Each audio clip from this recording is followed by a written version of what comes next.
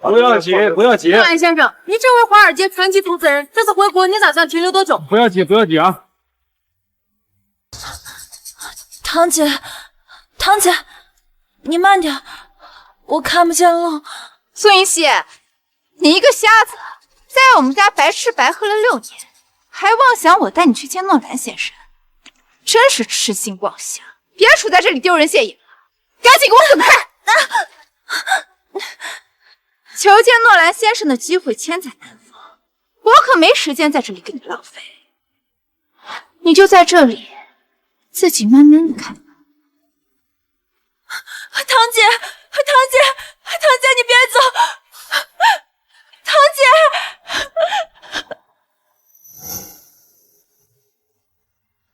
云溪，诺兰先生，请问你是靠着什么样的信念，在这6年内实现价值100亿的目标的？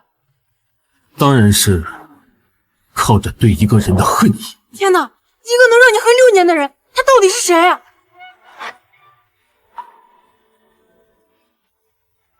这是苏云溪，他怎么在这？老顾啊，你应该不会是旧情复燃还惦记着人家吧？你想多了，我对他是有恨。小心！如果爱残存些温度，这场梦会自动退出。醒来后挽留你脚步，别走了，命运。谢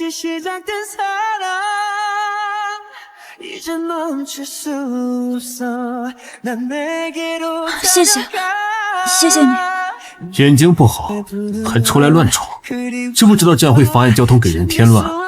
对不起，对不起，我不是故意的。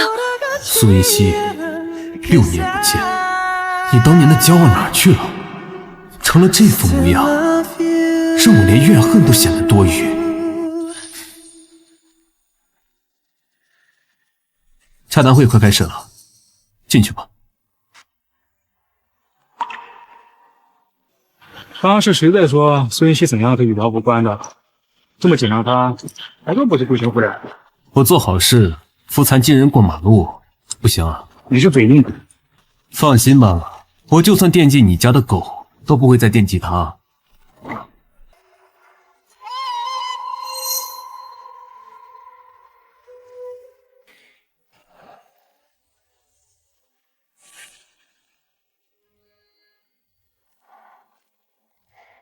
诺兰先生，我是苏氏集团的苏云墨，方便留个联系方式吗？不好意思，有事请联系我助理。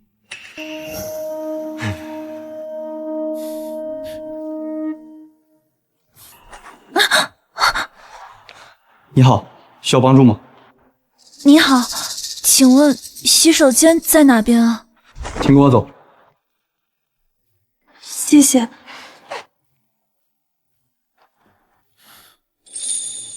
我去一下洗手间。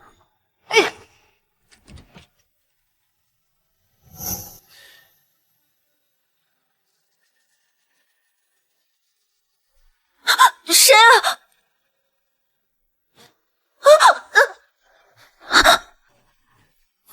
谁？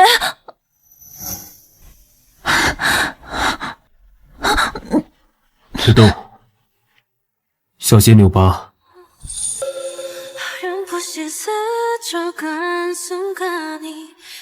好痛！苏云溪，上个体育课而已，怎么这么不小心？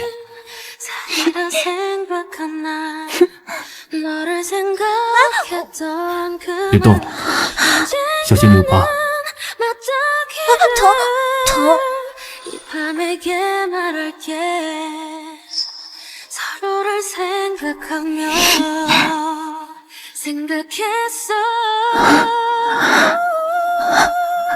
莫宁，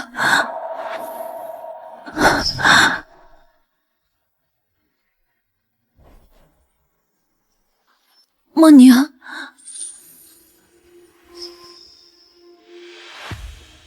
你认错人了。是啊，他怎么可能是莫宁呢？莫宁那么骄傲的人，6年前被我那样践踏自尊，就算是我们再相遇，他也只会头也不回的离开吧。对不起，还有，谢谢你。我应该怎么称呼你啊？这不重要。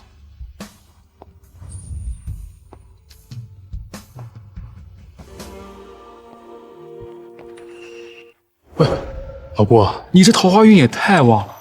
刚刚你走之后，有10几个老总拐着弯跟我打听你，问你有没有联姻的意愿呢？告诉他们，我没兴趣。这10几个老总可个个都是身家不菲的人物，能让你在国内增添不少助力。你真的不感兴趣？我经手的投资没有哪个是不成功的，需要靠联姻助力吗？那倒也是。别看这个苏云溪啊，他是个瞎子，可是他过人的本事啊，还是不减当年。那个吴氏的吴总可是愿意用1000万的项目来换取跟他联姻呢。吴氏的吴总，我听说他都60多岁了吧？反正又看不见，是老是少，有什么区别？是啊，苏云溪都瞎了，有人要就不错了。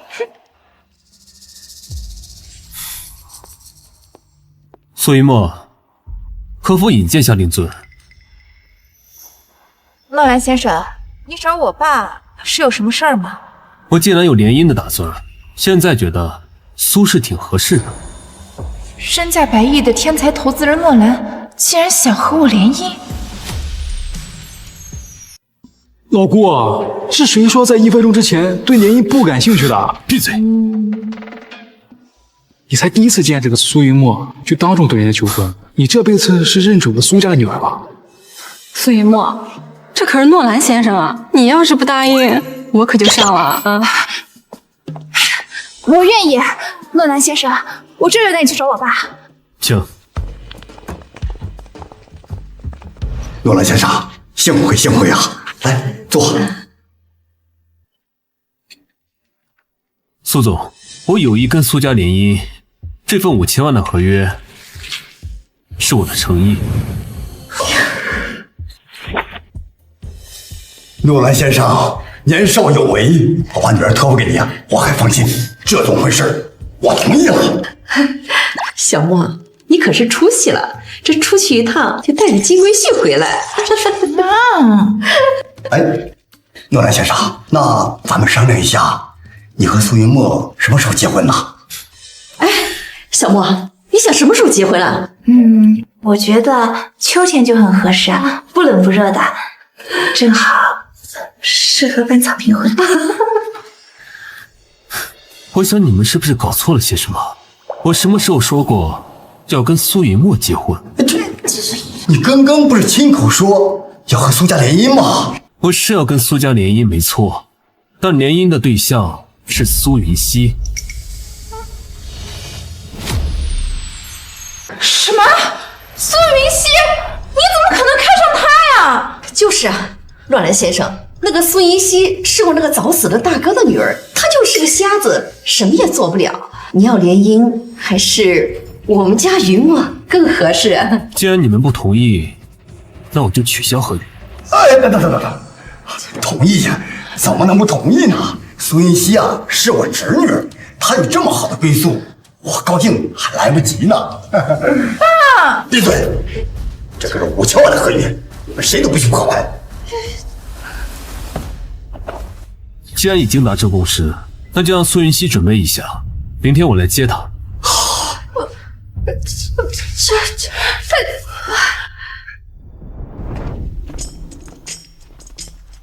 老顾啊，老顾，你确实不是旧情难忘，你这是情根深重，无法自拔。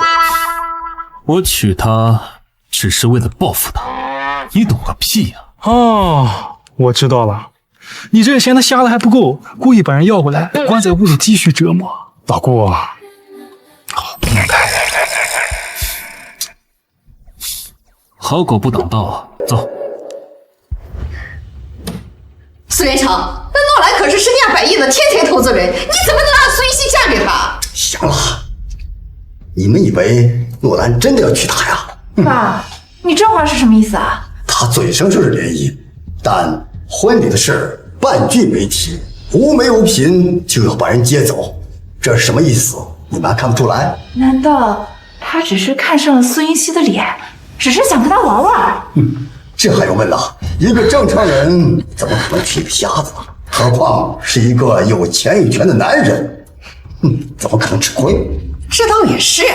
哎呀，算了，这不管怎么说，拿个苏云溪换5000万，哎呀，也不亏呀。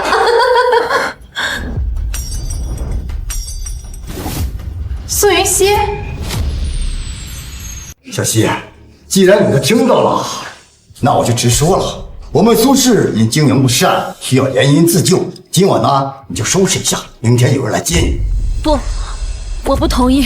苏云溪，你爸妈死后，我们收留你在家白吃白喝6年，你也是时候该回报苏家了。没错，苏云溪，自从你瞎后，那公司都是我们在操心，所有的花销也是我们在供应。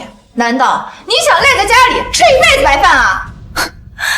你们养我，这栋别墅还有整个苏氏集团都是我父母留给我的。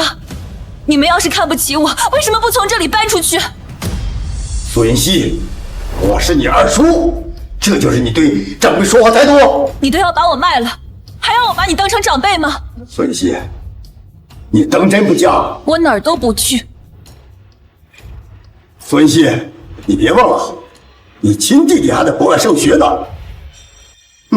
你说国外这么乱，他一个未成年，孤零零的一个人，如果我断了他的生活费，万一他遇到点什么危险，那可怎么办呢？你们威胁我？好侄女，我们是在劝你啊。作为晚辈，你啊还是识相点好。我已经瞎了，我不能再让弟弟出什么意外了。好，我嫁。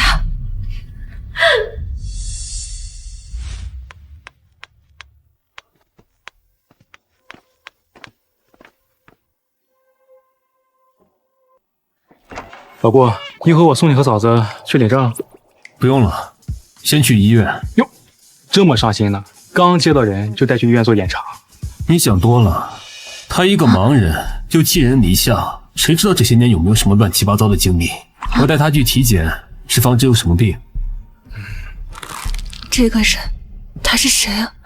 既然这样看我，既然这么看不起我，你为什么要娶我呢？这种屈辱，早在当初答应联姻的时候就应该想到了，不是吗？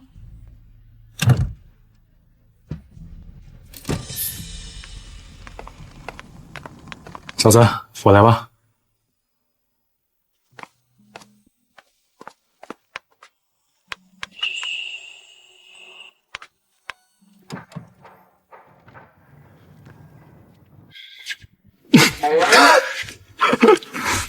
笑什么？我像某些人，明明很在意，偏偏要嘴硬。随你怎么说。苏雨欣，如果你知道你嫁给了自己当初最看不起的人，你会是什么表情？不过我不会这么早让你知道真相的，这场游戏才刚刚开始。能感受到光吗？不能。先生，请跟我来。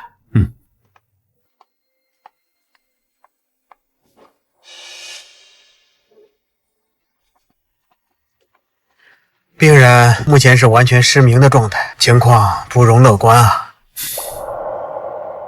有复明的可能吗？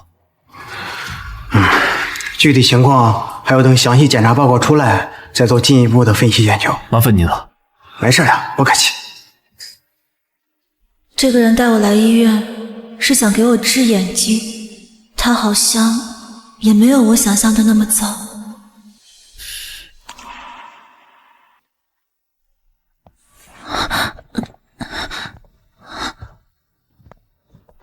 检查没什么问题，走吧。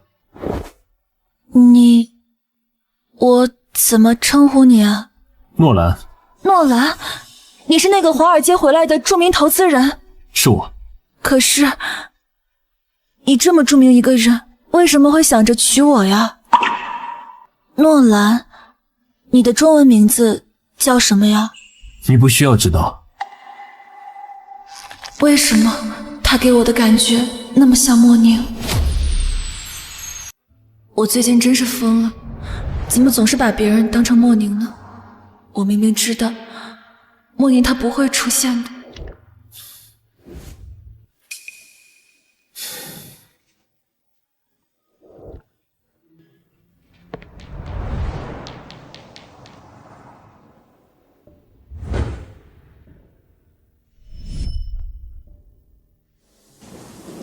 你配吗？看清楚了，我是苏氏集团的大小姐，你是什么东西？一个穷学生，凭什么以为我能看得上你啊？苏云溪，我终究还是等到你了，是这种不堪的方式。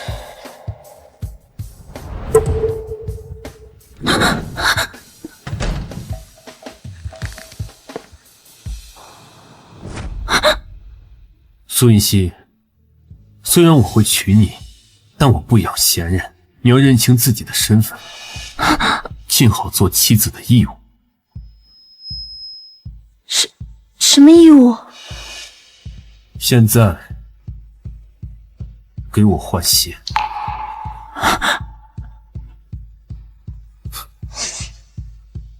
好。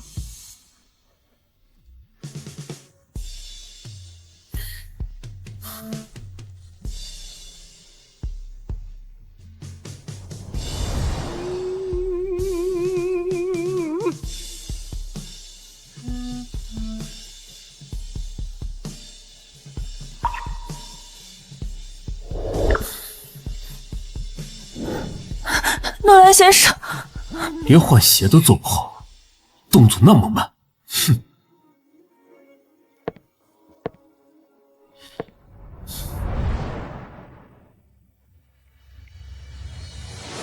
愣着干什么？好。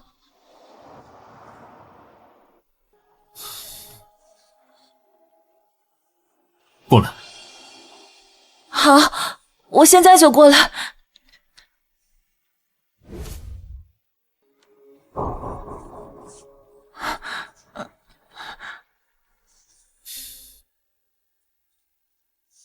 我找不到理由忘记大雨里的别离，我找不到理由放弃我等你的真心。有些爱越长距离，却越更清晰，而最放开我！怎么，不愿意？没有。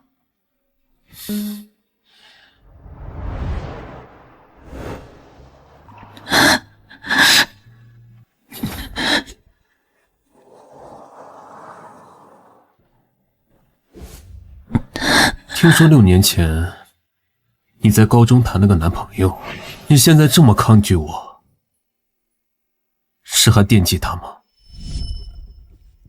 时间在这里定格，17岁的我，总爱傻笑着抬头看你说。最后一题了，别管卷子嘛，管我吧。怎么管？怎么会走散了？那时候最好的我们，又简单勇敢的天真，到现在夜空闪烁，只留下我一个人看烟火。那时候最好的我们，有明亮坚定的眼神。你说这些经过平凡而又深刻，却没见你留下任何的颜色。时间太久远了，他长什么样子我都不记得了。记不清了。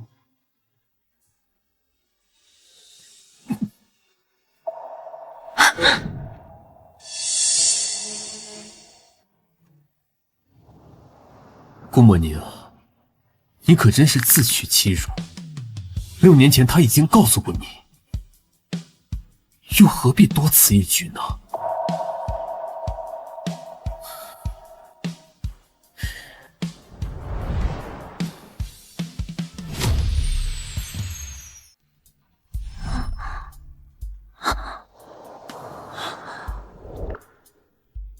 诺兰，他昨天晚上竟然没有碰我，他究竟是谁？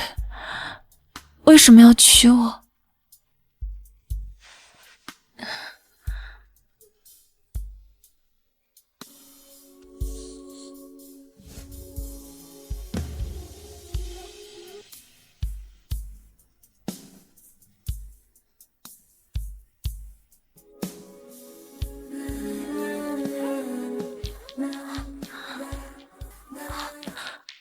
有人吗？太太，您醒了啊？我是这家里的佣人，叫我王妈就行。来，先坐。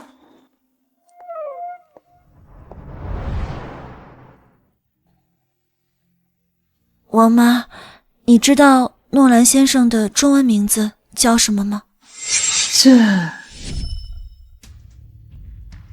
先生，我听徐浩先生说，太太是您的初恋。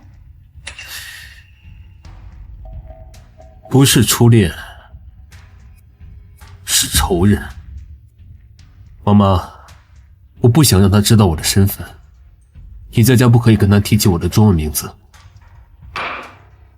太太，先生的中文名字我也不太清楚，不过我看着先生他是很在意你的。在意？怎么可能？嫌弃还差不多，也不知道他娶我到底有什么目的。太太，你的行李箱我帮你整理一下吧。不用了，王妈，我自己来就行。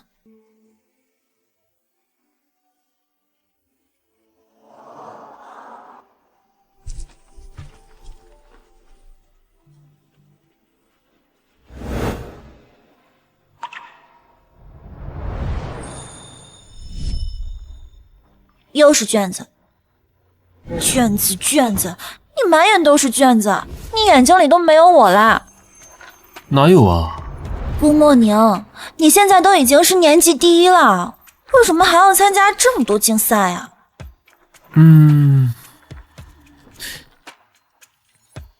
那，送你的。什么呀？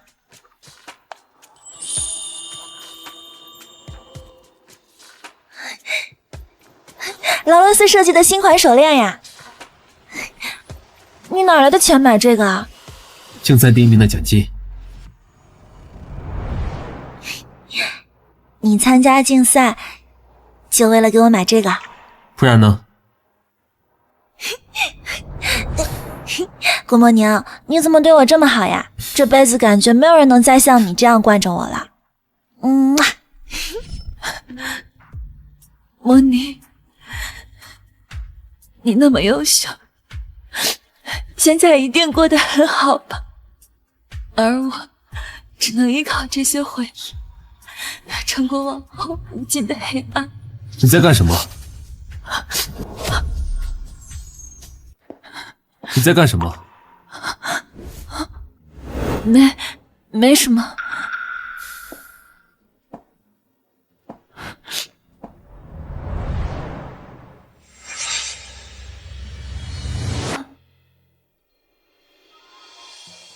哭了？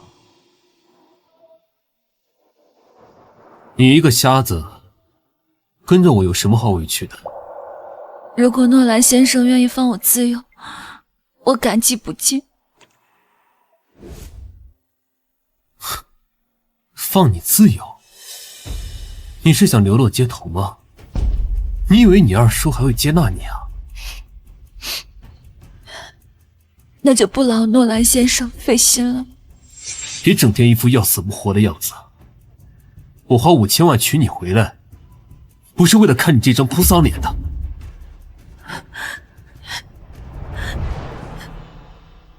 既然这么看不起我，那为什么要跟我联姻呢？堂堂诺兰先生有那么多富家千金可以选择，为什么偏偏要选我这么一个废人？你到底是谁？有什么目的？你没有发问的权利。如果连最基本的信息你都不愿意坦诚，那请你现在就退婚。退婚？你做梦！如果说以前你还有选择的余地，但现在是我说了算。诺兰，我跟你无冤无仇，你为什么要这样羞辱我？红娘，您在家吗？红娘，顾莫宁，红娘，怎么不回我消息啊？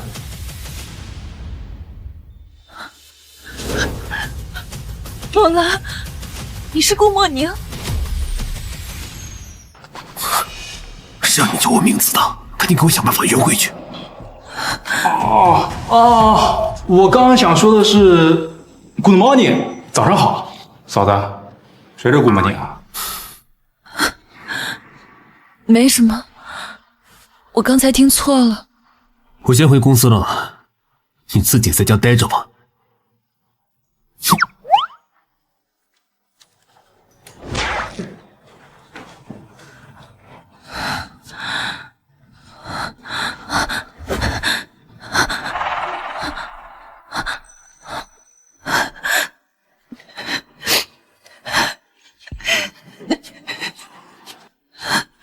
苏云熙，别再发神经了！堂堂著名投资人诺兰先生，怎么可能会是莫宁？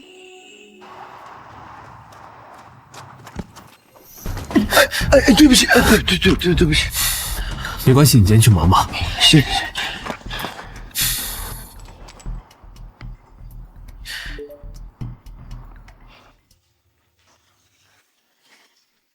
太太，我下楼扔一下垃圾，马上回来。好。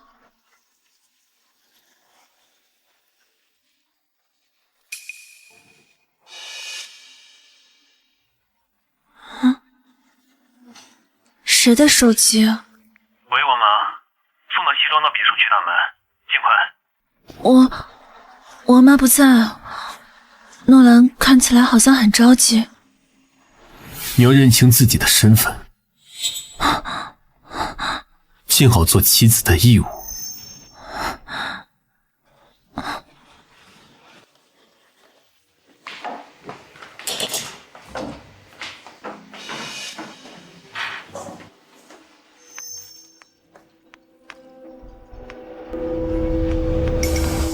干什么啊？走路没长眼。哟，俺真没长眼呐。对不起，你好，想问一下，别墅区大门是在哪个方向？这小鸭子长得倒是挺标致，既然是瞎子，那我岂不是做了什么？事后他都没法指认。别墅区大门呀？来，哥哥带你去。不用了，我自己去找。不用了，不用了。你说不用就不用，晚了。刚才可是你先招惹我的。我没有，你放开我，你放开！喂，先生，不好了，太太不见了。什么？救命啊！救命啊！救命啊！放心了，身体很重要。闭嘴！闭嘴！不是你谁啊你？我教你别多管闲事啊！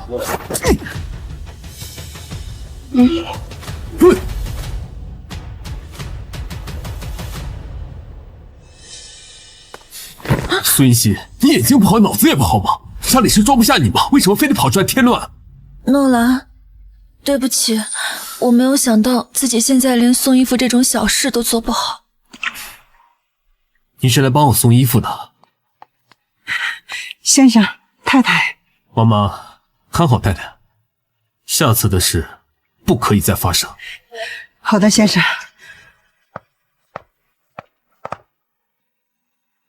太太，操牌。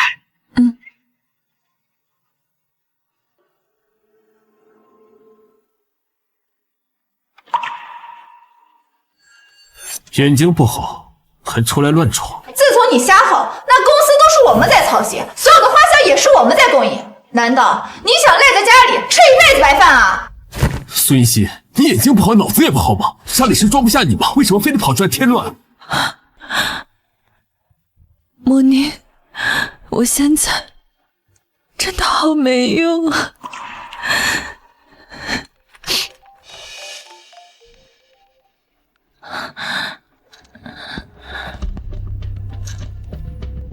谁啊？姐，是我。家里2个月没给我打生活费了，这是怎么回事啊？云舟，你先别急，可能是家里忘了，我去问一下二叔。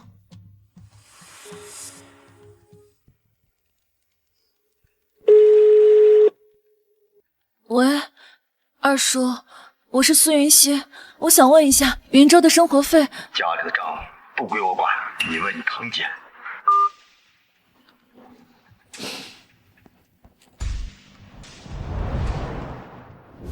堂姐，我是苏云溪，我想问一下，家里为什么2个月没有给云舟打生活费了？苏云溪，你有没有搞错？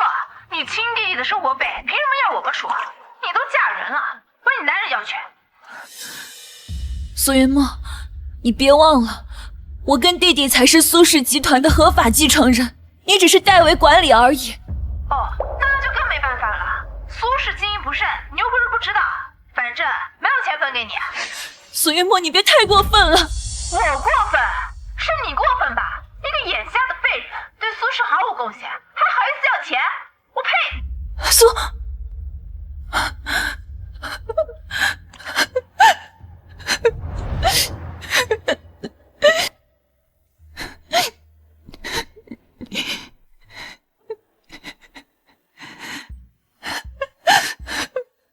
莫宁，我该怎么办？我好像已经没有其他办法了。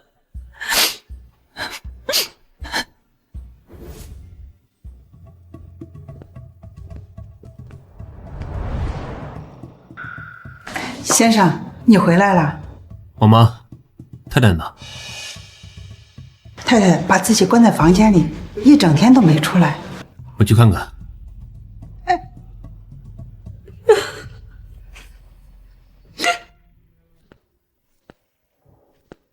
苏云溪，诺兰，我想求你一件事，我想跟你借点钱，有急用。顾莫宁，你太天真了，你努力一辈子的终点都到不了我的起点，我们根本就不是一个世界的人，请你不要再纠缠我了。求我？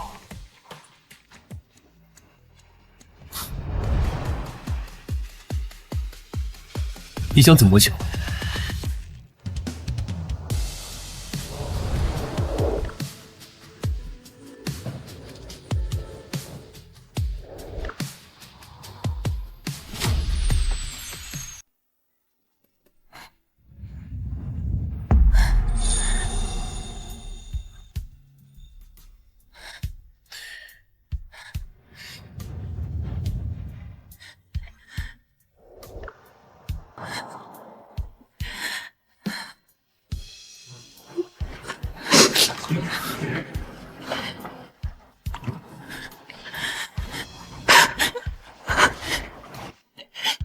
我说过，我娶你不是为了整天看你哭丧着脸的。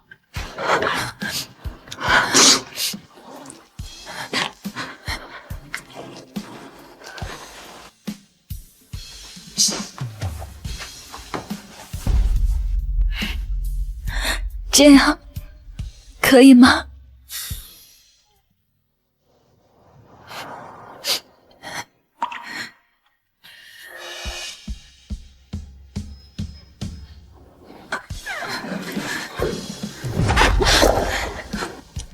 你早点睡吧。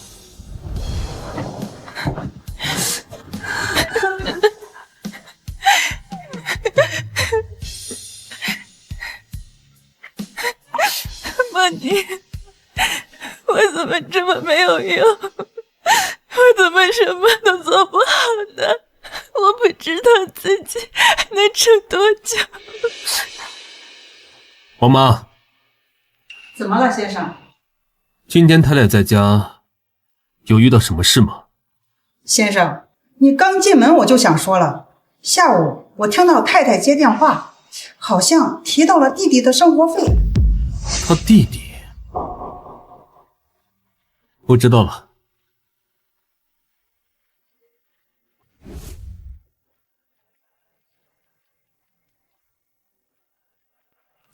姐，我收到生活费了，不过这次的转账人怎么叫诺兰？钱还特别多，是平时的3倍呢。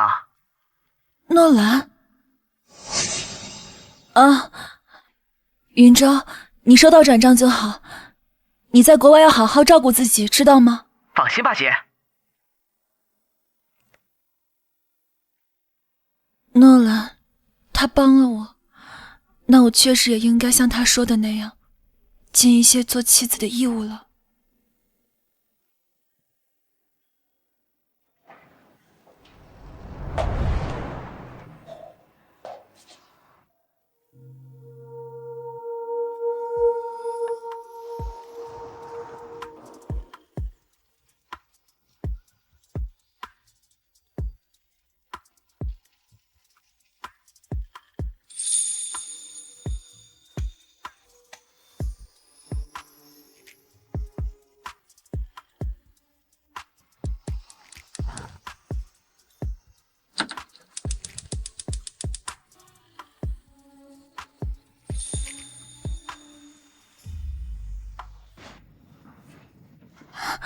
诺兰，怎么了？我给你做了早饭。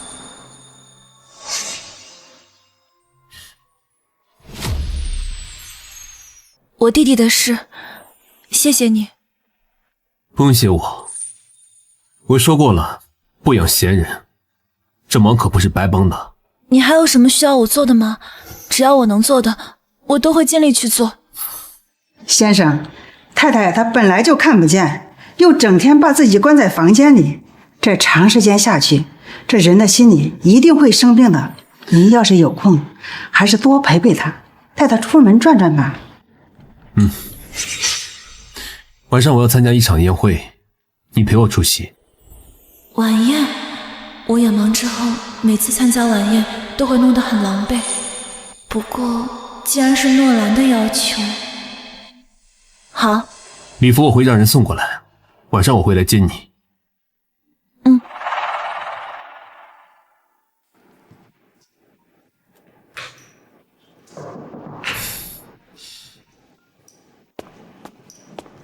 老莫，有份文件需要你签一下。哟，这家里有人就不一样，这还有人给你带爱心早餐呢。我根本就不想带，苏云熙起了个大早，做好硬要塞给我，没办法，只好勉为其难的收下了。哼，跟我还装呢。既然这么勉为其难，那我替你吃。想吃找你老婆去。哦，我忘了，你没有老婆。老婆，你这就过分了，杀人诛心啊！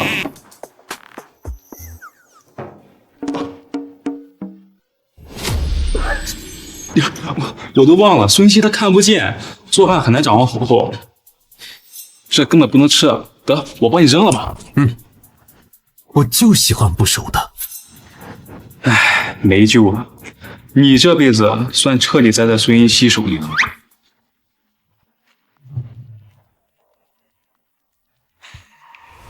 这次参加晚宴，不知道又会遇上什么麻烦。如果给诺兰丢人了怎么办？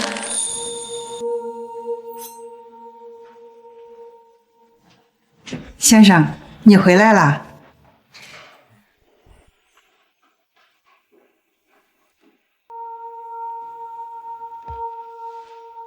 人们开始存在宇宙，黑夜和白昼。呼气第一口气的咽喉，最怕命运小偷。坏和美好，我用血肉去感受。问宿命是否太多，就在只就在有种离不了不休。时间到了。恋人总会收到，牵手到，放手到，回首就该足够。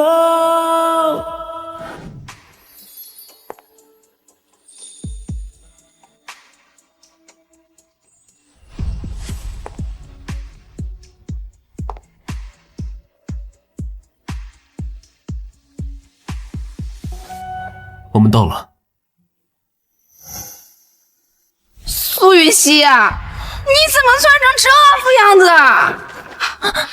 你出门都不照镜子啊？哎呀，我忘了，还是个瞎子，照镜子怎么能看得见呢？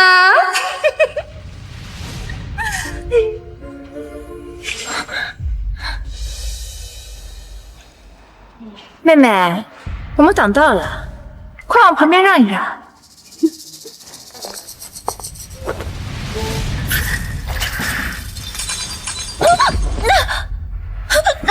苏云熙，我要是你啊，就乖乖待在家里，不出来丢人现眼了。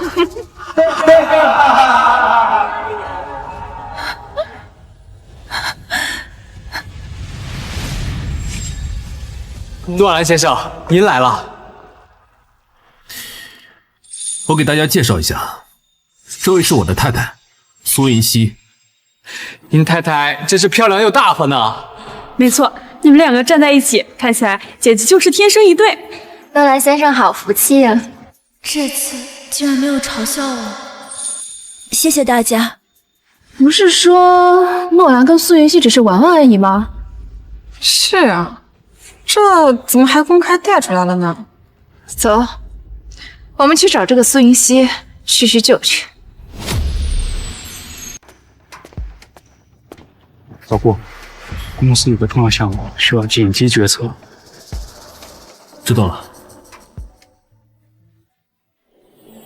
苏云熙，你在这儿等我一下，我马上就回来。嗯，好。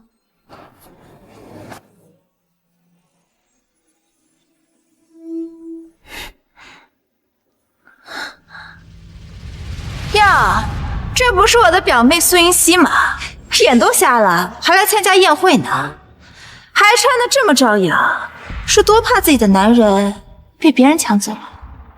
苏云墨，没错，是我。苏云熙，你之前还装出一副矜持自重的模样，怎么这么快你就原形毕露了？苏云熙这个瞎子，也就只能靠谄媚男人讨生活了。就是不知道他能让诺兰先生新鲜多久。你们，我确实是求了诺兰，才解决了弟弟生活费的问题。他们说的没错，我现在就是一个百无一用废人一个。我和我太太的关系，什么时候轮到你们评头论足了？诺兰先生，苏云墨小姐。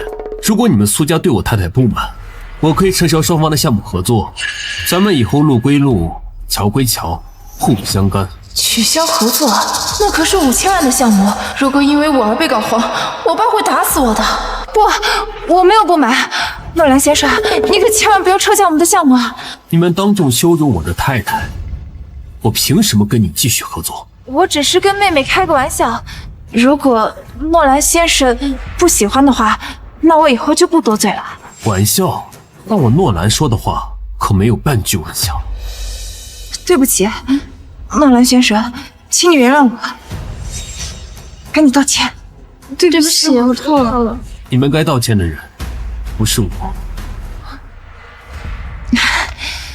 小希啊，那都是堂姐的错，你别跟堂姐计较啊。你离我远一点。好，只要你能原谅堂姐，那堂姐这就滚。还不快滚！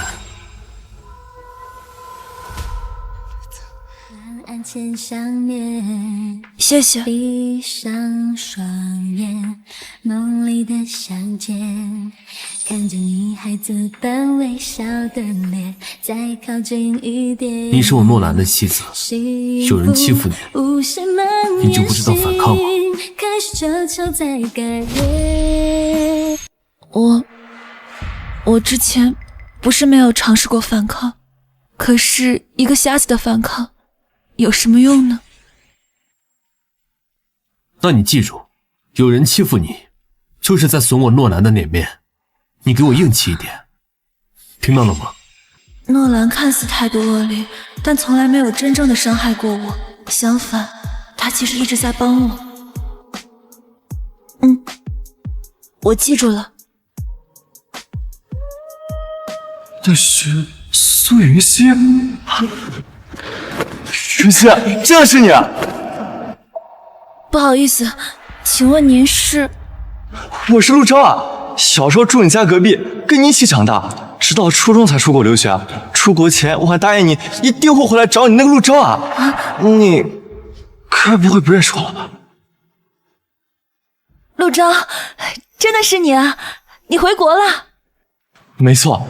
前些年你家里出事儿，我还特意回来找过你。不过你二叔他不让我进门，我就没见到你。苏云溪，不打算正式介绍一下吗？哦，诺兰，这位是陆钊，我父亲是交好友的儿子。你是？我是诺兰，苏云溪的丈夫。云溪，你既然已经嫁人了，还记得小时候我们的父母跟我们开玩笑，给我们订娃娃亲呢。苏云溪是我的太太，请你说话注意分寸。我们走。诺兰，你怎么了？陆钊他只是我小时候的玩伴而已。备胎？你配吗？我是苏氏集团的大小姐，你是什么东西？一个穷学生，凭什么以为我能看得上你？玩伴？哪个正常的玩伴会拿娃娃亲开玩笑？是不是我没有主动提出娶你，你现在还眼巴巴的盼着和他联姻呢？你刚才也听到了，我们已经好多年没有联系了，我不知道你在生什么气。我没有生气。真的吗？那我想去问问他，陆阿姨和顾叔叔的现状，可以吗？随你。好。生活就能平息了脉搏，却忘了在逃什么。我的爱明明还在，转身了才明白该把心让你嘴硬，怎么样？现在遭报应了吧？废什么话？喝酒。我会在沿海地带。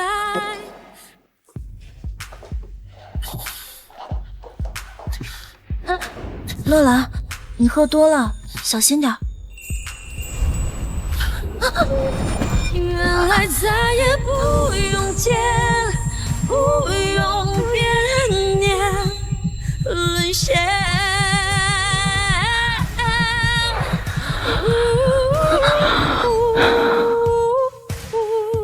苏云溪，答应我，不要跟别人联姻好吗？我都跟你结婚了，怎么会跟别人联姻呢？答应我，就不许反悔，也不可以骗我。不反悔。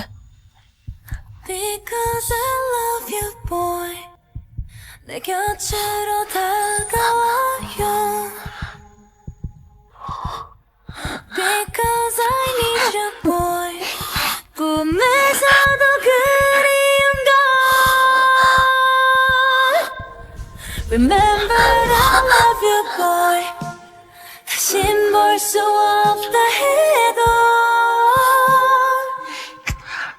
Because I love you boy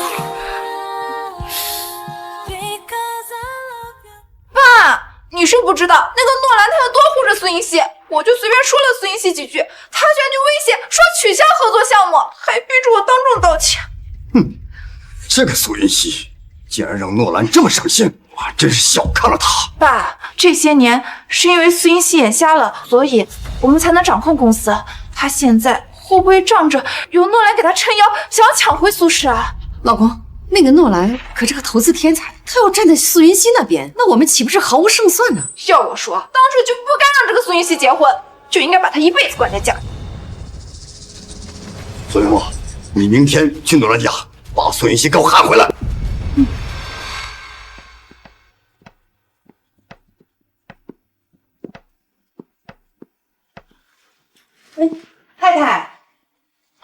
太太，你起床了？来，先坐吧。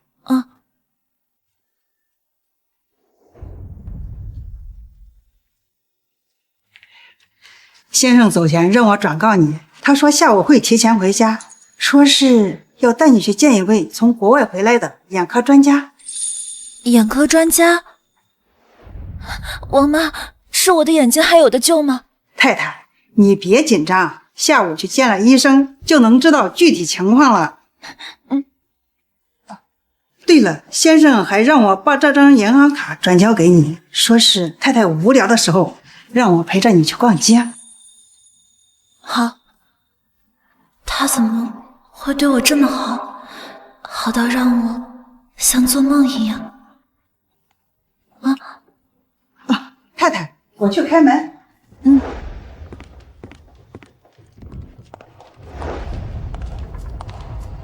妹妹，我们又见面了。离开苏家之后，你这日子过得还真够舒坦。苏云墨，你又想干什么？妹妹，你这都多久没回娘家了呀？家里的长辈呢，都关心你的情况，让我来接你回去吃饭呢。我不去。苏云熙啊，这次喊你回去呢，是想跟你商量一下关于你弟弟的事情。难道你不要你弟弟了？苏云墨，你又想干什么？想知道吗？那就跟我回去。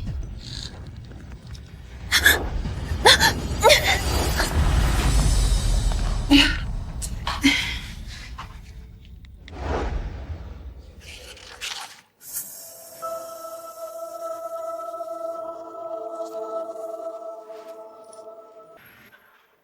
喂，王妈，怎么了？先生，刚才太太的堂姐来家里了，把太太带回娘家了。苏家，他们竟敢上门找事！徐浩，帮我备车去苏家。杜云熙，公司有份文件，需要你签下名。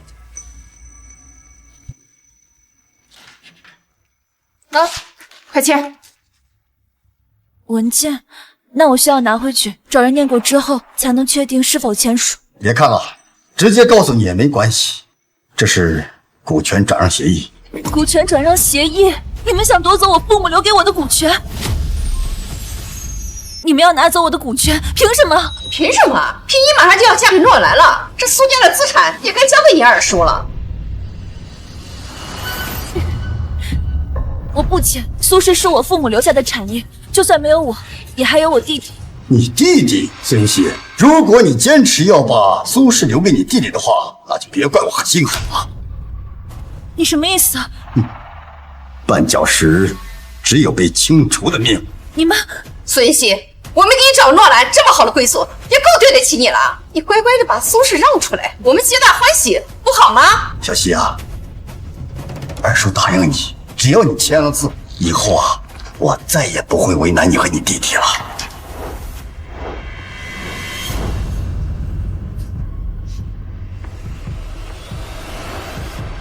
快签！怎么办？我该怎么办？弟弟是我唯一的亲人，我不能拿他冒险。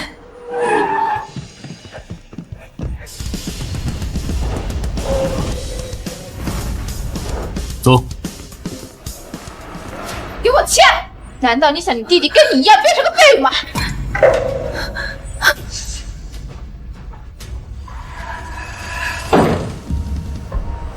孙云熙，苏云溪，诺兰先生，你怎么来了？你们来干什么？谁准你进来的？诺兰，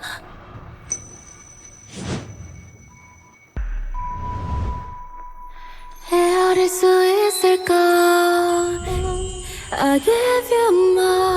怕，我来了。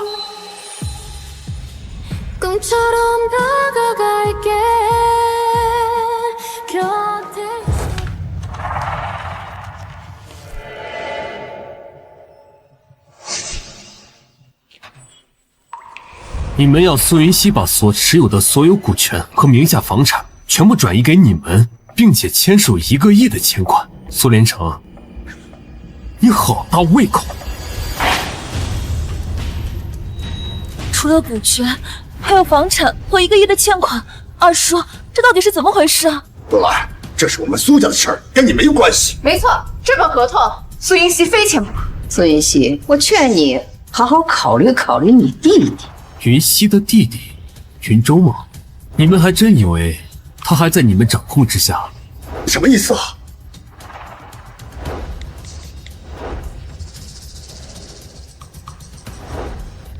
奇怪，云舟的电话怎么打不通啊？多亏了你们见利忘义，不愿给云舟生活费，这才让我有机会查到他在国外的生活有多么窘迫。我已经协助云舟完成转学，云舟日后的生活就不必你费心了。怎么会这样？苏云梦，谁让你断了云舟的生活费了？我也不知道，怎么会这样？苏云溪，我们走。在爱的回归线，有期待回。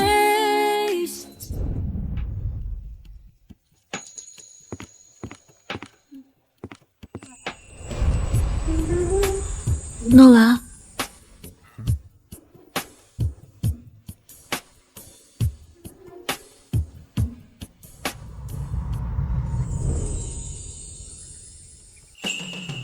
我想我会开始想念你，可是我刚刚再遇见了你。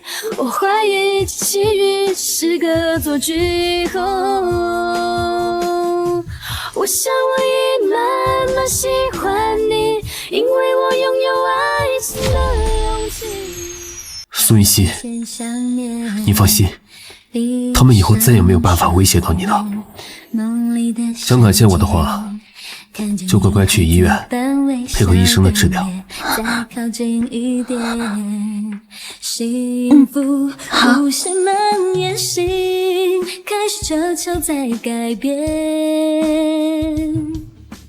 苏小姐的眼睛耽搁得太久了。如果是6年前，我还是有9分的把握让她复明的，但是现在一点概率都没有了吗？不会的，医生，你再想想办法。倒也不是完全没有希望，如果我亲自手术的话，还是有6成的把握的。6成？医生，够了。那我们什么时候可以做手术呀？越快越好。你现在就可以回家收拾东西，随时准备住院。哎，对，另外最近要保持心情愉悦，放松心情，不用紧张。好，谢谢医生。来，我再看一下你的眼睛。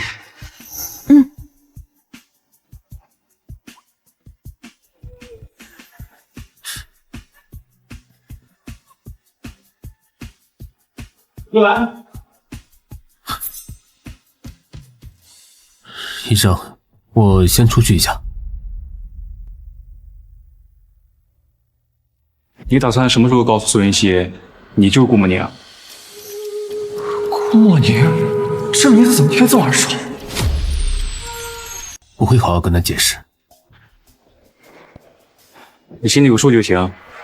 你们这件事还是尽早说开比较好。放心，我明白。喂，你知道顾慕宁吗？他跟苏云溪到底什么关系啊？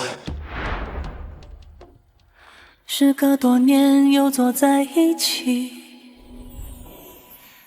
依旧像未曾分离那样亲密。慕宁，或许你早就把我忘记了，可我一直被困在6年前那个雨夜，就像毒入骨髓，深入肺腑一样，一直沉浸在无尽的遗憾和痛楚中。梦宁，我一直以为我的一生将永远定格在那个夜晚，永远暗无天日。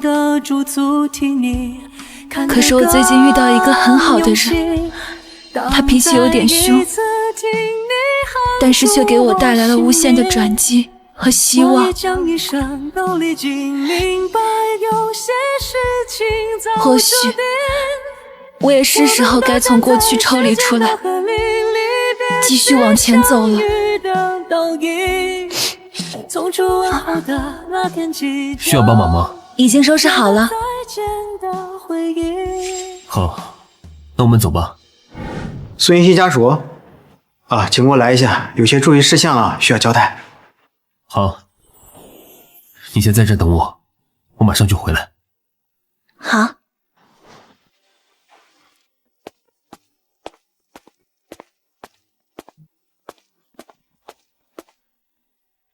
诺兰，你回来啦？是我陆昭。陆昭，你怎么来了？云溪，我今天来是有特别重要的事情跟你说。你知道吗？你跟了一个什么样的男人？我知道呀，诺兰，他是著名投资人，我很早之前就经常听二叔提起他了。他的身份没有这么简单的。我所讲的所有注意事项都记录在这上面了，你们家属多注意一些，说不定病人会完全痊愈。好，谢谢医生，那我先回去了。好，去吧。诺兰，他还能有什么身份呀？云溪，因为我最近担心你，我特意去查诺兰，结果我发现苏氏集团经营不善，有一大半是他的功劳。这怎么可能？诺兰之前跟苏家没有任何交集的。这是真的。苏氏集团订单不断流失，而抢走苏氏项目的竞品公司背后都有诺兰在持股操控。是你二叔他太蠢，一直没有发现。陆昭，这会不会只是巧合呢？诺兰他要是真的想吞并苏氏，他根本没有必要对我这么好呀。不，他是故意的。云溪，他近期给苏氏的5000万订单合同也很有猫腻。不，我不相信。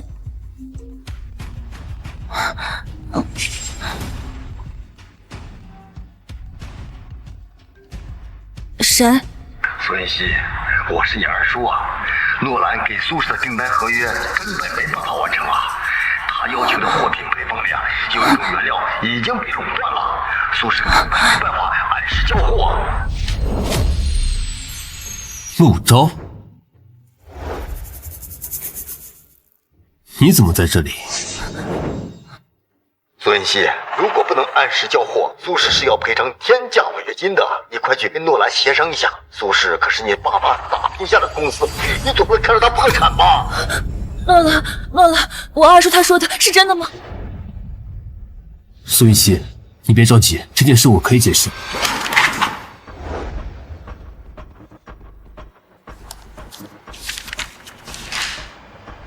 老顾，可以啊，今年抢苏氏这么多单子。正常商业竞争，合法合规。但现在不一样了，苏云熙都被你带回家了，是不是该收手了？不，我不仅要继续打压苏氏，并且还要加大力度。不是吧？你就不怕苏云熙知道他跟你闹？我这么做是为了能用最小的代价把苏氏彻底收购，然后把它完完整整的还给苏云熙。得，我多余操心你。苏云熙，你马上就要做手术了，现在不可以激动，你先冷静，我慢慢和你解释好吗？解释？你如果足够坦诚，你为什么不告诉他，你到底是谁？顾默宁，顾默宁。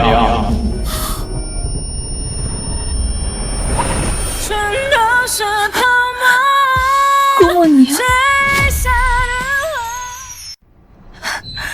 陆昭，你在胡说什么呀？诺兰他怎么可能是顾默宁呢？顾默宁，事到如今了，你还不承认吗？云溪，你别着急，你想知道的一切我都会。我现在只想知道，你是不是顾莫宁？是。顾莫宁，你是顾莫宁，你是顾莫宁。如果这是真的，你为什么要骗我？因为6年前你和他分手，他一直怀恨在心。这些年，他一直抢苏轼的订单，打压苏轼，甚至和你联姻都是为了报复。这场联姻从一开始都是一场处心积虑的骗局。事情不是这样的。放开我！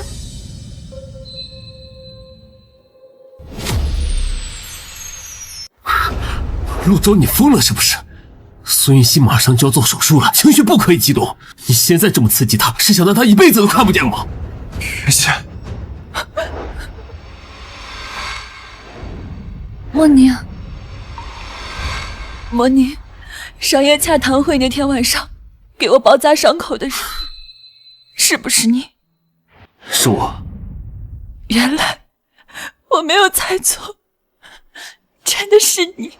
诺兰，你的中文名字叫什么呀？你不需要这个。诺兰，你是顾莫宁。Good morning， 早上好，宝贝儿，顾莫宁是谁？是我太蠢了，我早该想到的。苏云溪，现在当务之急是你的眼睛。我怎么样相信你啊？关键词。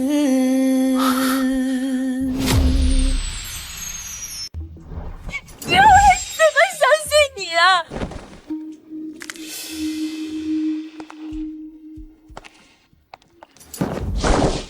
顾莫宁，你干什么？云溪，苏云溪，是，我是骗了你。那你当初玩弄我真心的时候，有没有考虑过我的感受？莫宁，你那么优秀，现在一定过得很好吧？原来我当了这么久的小丑，陆舟，带我离开这里可以吗？好，我们走。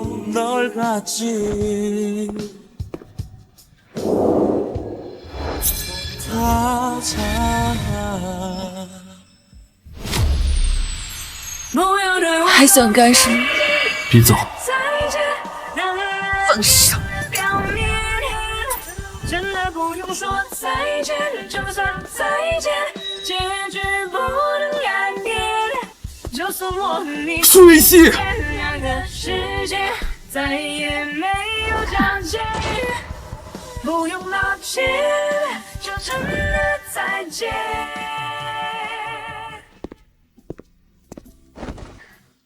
兄弟，听我句劝，别再喜欢苏云溪了。那天底下好女孩这么多，何必在苏云溪这棵树上吊死呢？先让我冷静会儿。不是兄弟，我是真看不下去了。你可是郭沫宁，短短6年白手起家，从普通学生到商业新贵的诺兰，他苏云溪凭什么这么糟践你？放心吧，教训我已经吸取过了，以后我不会再犯贱了。类似的话我都不知道听了多少次了，这次希望你说到做到吧。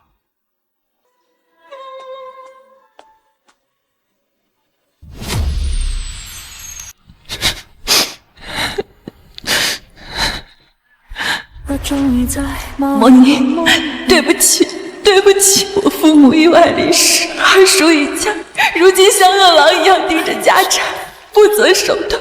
你现在待在我身边太危险了。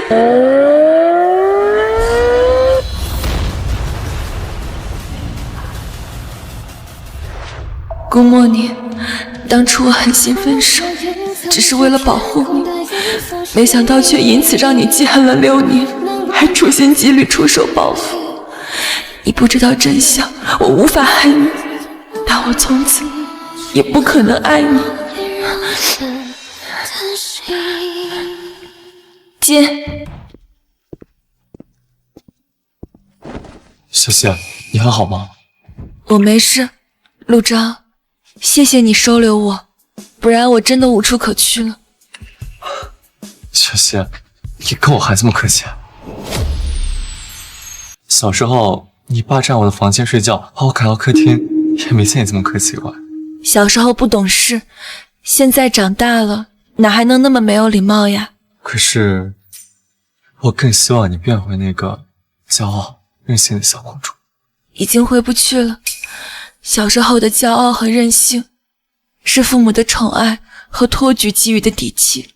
自从父母离世之后，我就再也没有资格了。小雪，对不起。你瞎道什么歉呀？我们家的事跟你没关系。不，我必须道歉。小雪，我没能在你最艰难的时候第一时间回来帮助你，还让你承受了这么多年的黑暗。其实有件事为什么来着？什么？其实初中时我出国，是因为我家生意出了问题，濒临破产。这么大的事，你当时怎么没有说呀？10几岁的男孩子，这是最要强的时候，谁会愿意自己最喜欢的女孩子看到她最狼狈的样子？你说什么？没错，从那个时候起，我就已经喜欢你了。6年前得知你家里出事儿，我真的很着急，给你打电话也打不通，我就立刻回国找你了。但是你二叔他不让我见你，当时我家的生意又正值关键时期，我不能停留太久。陆钊，没关系的，谢谢你让我知道这么多年还有人在记挂着我，我真的很开心。小谢，你放心，经过这么多年的努力，我家的生意已经步入正轨了，我爸妈和我马上就要回国定居了，我有能力照顾你，以后让我照顾你好吗，小谢？好吗，小谢？陆钊，刚经历了顾莫宁的事情，我真的已经精疲力尽了，我确实没有力气再开始一段新的感情。抱歉，是我太着急了。没事的。对了，我记得你说顾叔叔和陆阿姨他们都回国了，他们毕竟是看着我长大的长辈，等你有空了，带我去探望他们一下。好，那我抽时间安排一下。顾莫宁啊，你简直就是个笑话，人家嫌弃你还上赶着帮他，现在好了，人家根本不领情。先生，我把太太落在医院的东西都拿回来了，您看是先放这里，还是收拾进屋里？扔了。啊？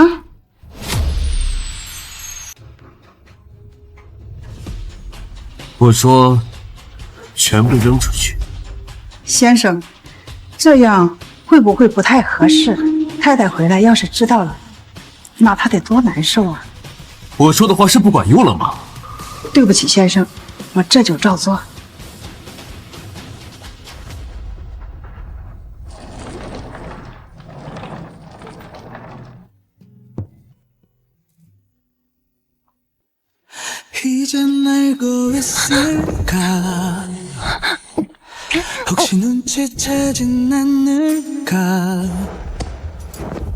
조금씩 변하고 있는 눈빛 苏云熙，答应我，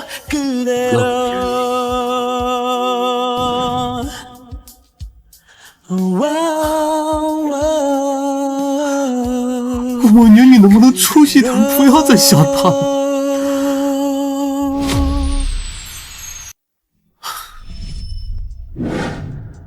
都跟你结婚了，怎么会跟别人联姻呢？答应了就不许反悔。不反悔。苏云熙，这是上辈子欠了我的。王妈，王妈，先生，您找我，我刚扔完太太的东西回来。已经扔了，扔到哪儿了？就在别墅区的垃圾箱那儿。你动作怎么这么快啊？算了，我去捡回来。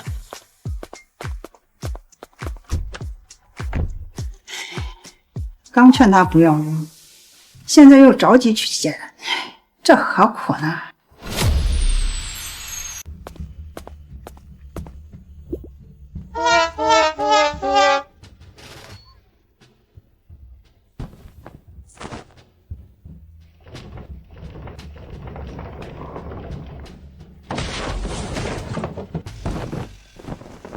喂，儿子，你作业好完成了吗？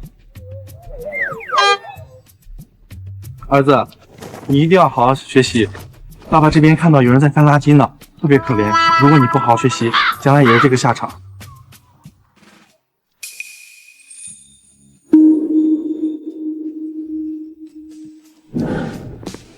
需要帮忙吗？已经收拾好了。好，那我们走吧。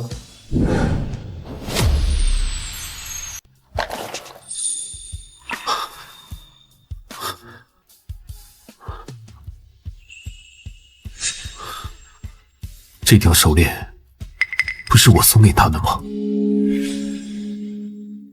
那，送你的。什么呀？劳伦斯设计的新款手链，你哪来的钱买这个？竞赛第1名的奖金。你参加竞赛，就为了给我买这个？不然呢？顾莫宁，你怎么对我这么好呀？这辈子还有谁能像你一样惯着我呀？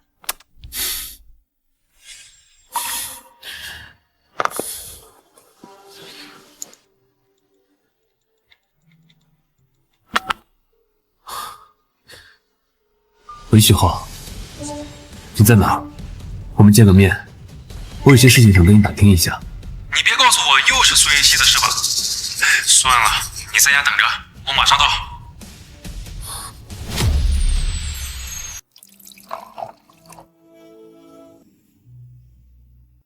许浩，这些年你一直待在国内，你知不知道6年前苏云熙到底发生了什么事情？大哥，今天是谁跟我保证说以后再也不惦记苏云熙了？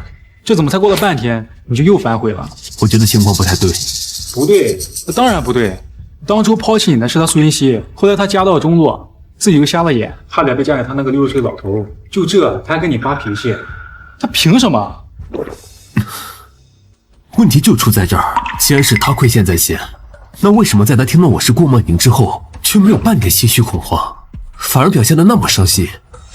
还能因为什么？他早年看不起的人，如今变成了高不可攀的存在。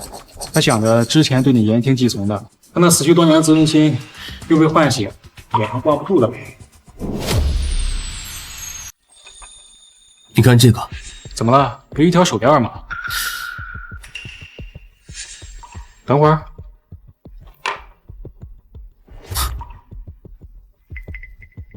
这看着怎么这么眼熟啊？我想起来了，这不是你高中拼命参加竞赛，拿奖金给苏云熙买的手链吗？没错。这东西怎么又回到你手里了？今天在苏云熙的行李箱里找到的。不是吧，老顾，你还把苏云熙的东西收拾回来了？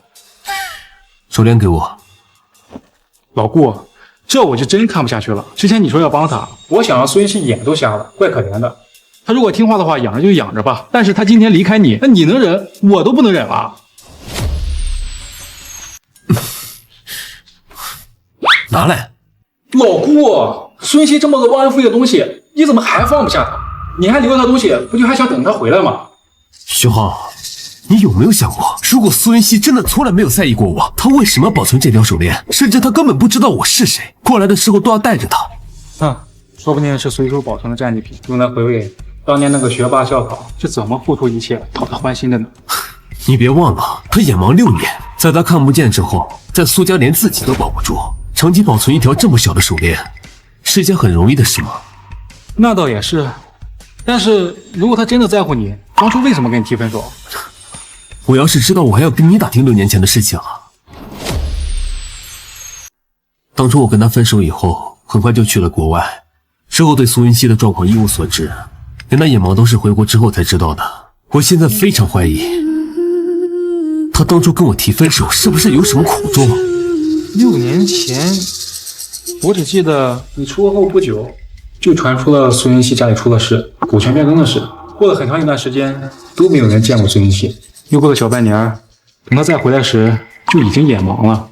徐浩，你派人查清楚6年前苏家到底发生了什么。这么简单的事，你为什么不打电话给苏云熙问个明白？他要是愿意说，还需要隐瞒6年吗？再说了，如果真的有什么隐情，你要去揭他的伤疤吗？行，我这就去查。好了，我已经奔不下去了。不过老顾，作为兄弟，我得提醒你，别抱太大希望。如果查出来你和苏云熙分手的事没有内情，别受太大打击。放心吧，我知道。我走了。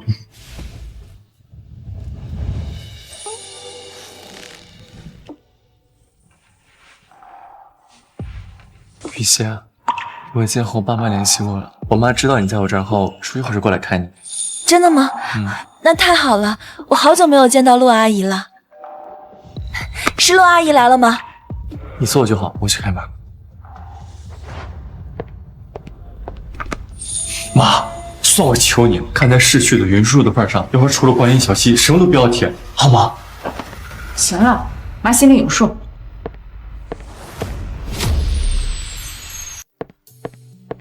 小溪啊，让阿姨看看，几年没见了，真是越来越漂亮了。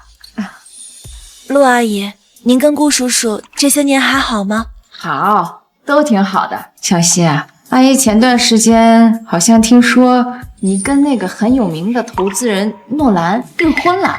妈，对。不过我后来发现他有些事情瞒着我，就离开了。小溪啊，你现在这样的情况，阿姨就直说了。你看，你眼睛不方便，你这辈子都需要别人照顾。你们能别说了？如果我今天来这儿是为了跟小溪说这些的话，那你们还是回家吧。怎么？小溪现在情况特殊，正是需要别人建议的时候。我作为长辈，指点几句，难道不应该吗？小溪现在父母不在了，我说这些也是为了她好。你说话能不能注意点？陆钊，没事儿，我知道陆阿姨她是关心我。你看，小溪现在比你懂事多了。小溪啊，你听阿姨一句劝，你现在这样的情况需要别人照顾。诺兰他有钱又年轻又帅气，这是多少人求都求不来的对象，可他偏偏又喜欢你，这么好的缘分，你可要把握住了。陆阿姨，我跟诺兰的事没那么简单，他并不是真心想跟我在一起的。苏云熙，这就是你看不开了。你现在这样的情况，要考虑什么真心不真心的？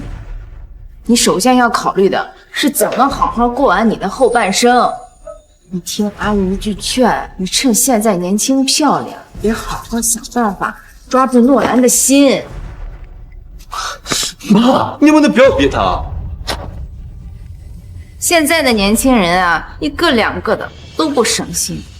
陆钊，我前段时间给你介绍的蔡家千金，你们不都见过面了吗？你能不能上点心呀？赶紧把婚事给我定了。妈，我不是和你说了吗？我对蔡小姐没有任何想法，去见她也是完全为了照顾你的面子。怎么，那蔡小姐哪里不好了？无论是出身还是学历，哪里配不上你了？妈，你一定要在这里说这些吗？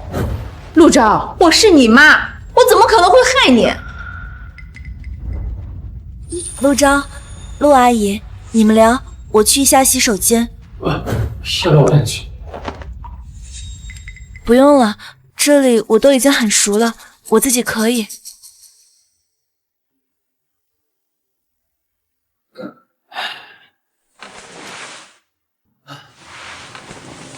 妈，你进门前怎么说的？咱们家濒临破产是云叔叔拉了我们一把，现在云溪有困难了，你不帮他就算了，你还说那么多难听的话。好你个陆钊，你是想说你妈我恩将仇报是不是？难道不是吗？好，你云叔叔当初是对我们不错，但是这不代表着我要为了这点恩情牺牲你一辈子的幸福。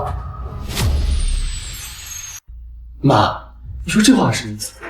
陆钊，就你那点心思，谁看不出来啊？你不就是想和苏云熙在一起吗？我告诉你，我绝对不同意，我和你爸都不会同意的。妈，我已经长大了，我有能力解决我自己的事情。你要是敢跟苏云熙在一起，我和你爸就不认你这个儿子。妈，你怎么这么讨厌苏云熙？明明小时候那么喜欢她，还说要跟我定娃娃亲呢。小时候能和现在一样吗？那个时候苏云熙她是个正常人，现在呢，她是个瞎子，一辈子都需要人照顾。那又怎么样？我愿意照顾她。6年前小七出事的时候，我明明已经回国了，你们却说咱家公司正在发展的关键时候，逼着我离开她。现在公司稳定了，我能领养她一辈子。养她一辈子？陆兆，我和你爸把你生下来，费尽心思培养你，给你最好的生活和教育，不是为了让你被一个瞎子给拖累的。我不认为她拖累了。不是拖累。陆兆，如果有一天我们的公司再次经营困难，他苏云熙能给你提供什么样的帮助？如果真的有那一天，我不需要小溪为我承担任何困难。陆兆，你怎么这么天真？我们家已经经历过一次破产了，你有没有吃够教训？咱们家落魄的时候，多少目的不纯的人落井下石，又有多少看笑话的闲言碎语，你都不记得了吗？陆兆，你也知道，除了苏家，你舅舅们也都尽力的帮扶陆氏。假如你爸当初娶的不是我，你觉得我们家能够挺过来吗？这些事儿不都已经过去了吗？现在公司发展良好，舅舅们的恩情我们也回报了。可是苏家的恩情呢？我们还过吗？陆兆，谁都不能保证自己一辈子不再会遇到困难的时候。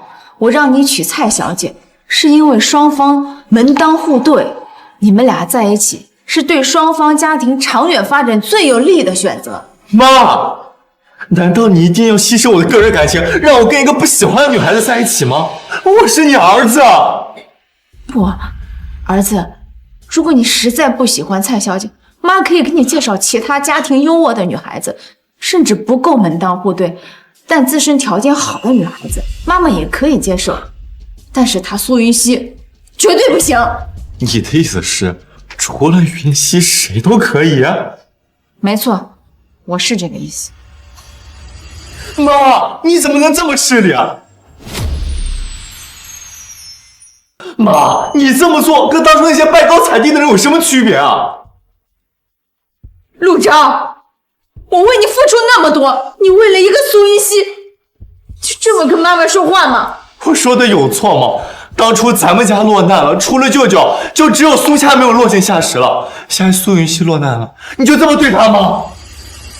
因为世道它就是这么现实，我可以报恩，也可以帮助苏云熙，但是为了你这辈子的安稳，我无法忍受一个已经人生被毁掉的人也把你拉进泥潭。陆兆，你别怪妈妈狠心，我知道苏云熙她可怜，她是我从小看到大的孩子，我怎么可能不心疼？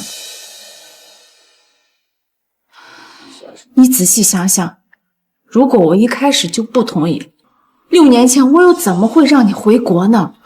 可是妈，你既然也心疼云溪，为什么坚决反对我跟他在一起呢？你知道吗？我已经为苏云熙打破很多底线了。我想过的，就算他父母双亡，家道中落，可他毕竟是富家千金，眼界见识还在的。只要他人好好的，我们都愿意接纳他。我都打算好了，把他接到陆家，好好培养。他以后还是可以协助你打理公司的。可谁知道，他怎么偏偏就瞎了呢？所以6年前你和我爸知道他看不见后，立刻催我回去是这个原因啊？没错，我们看在苏云熙父母的份上，哪怕他苏云熙一无所有，我们都不介意。可他不能是一个残疾的废人，他这种情况，就算是在普通家庭都很难接受，更何况是我们陆家呢？妈，你怎么这么残忍啊？6年前是云溪最艰难、最需要帮助的时候，你不想让我跟他在一起就算了，当时还逼我离开。6年前苏云熙刚瞎的时候，所有人都避之不及。你要那个时间点出现，那就是他的救命稻草。他怎么舍得放手？你是怕他缠上我？没错，有的麻烦既然不能沾染，那一开始就别碰。6年了，我已经感受过太多人性凉薄，世态炎凉。我以为我早就已经习惯了，可是现在我为什么还是这么会心痛，这么难过？陆昭，你知道吗？6年前我们不让你出现，其实也是为了苏云溪考虑。既然你们注定没有结果，那索性一开始就不要给他希望。妈，你知不知道当时的我多么希望他能缠上我？你说什么？你再给我说一遍！我说，当时听你们的话离开，是我这辈子做过最后悔的事儿。妈，我向你保证，我以后一定努力经营公司。妈，你操心，你就答应我，让我和苏云溪好好在一起，好不好？陆昭，你怎么能这么自私呢？你有没有想过，苏云溪她现在这种情况，万一你们有了孩子，别人怎么看她？妈妈是个瞎子，你让她在同龄人的面前，怎么能抬得起头？谁敢这么说，我就让他付出代价。你因为一时的喜欢，就什么都不管不顾了吗？没错，你说的这些顾虑，在我眼里什么问题都不是。如果因为没有联姻而使我的生活变得拮据艰难，那是我的能力不足，和苏云溪没有任何关系。我苦口婆心的说了这么多，你是一句都没有听进去吗？你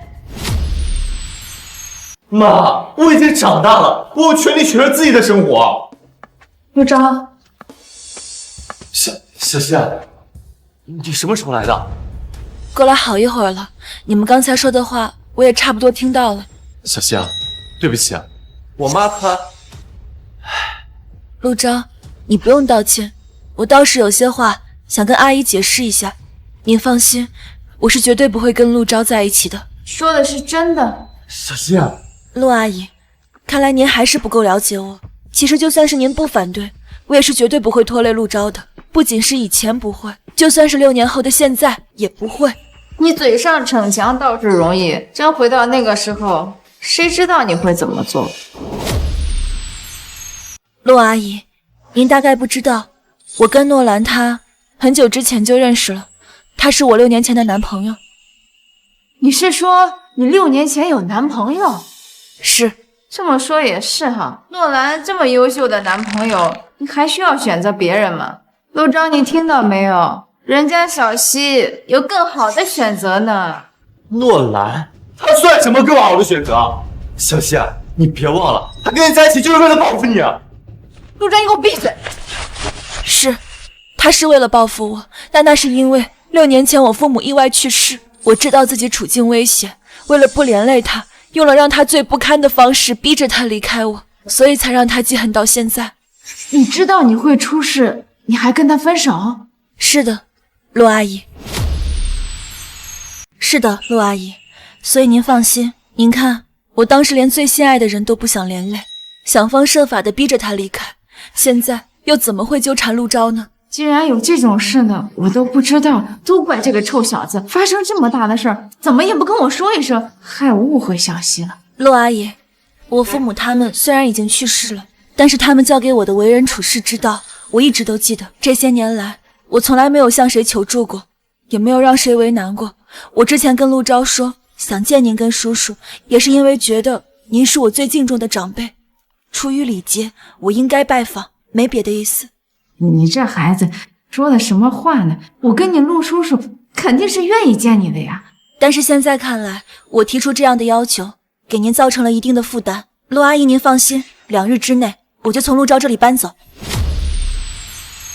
搬走？你搬去哪儿？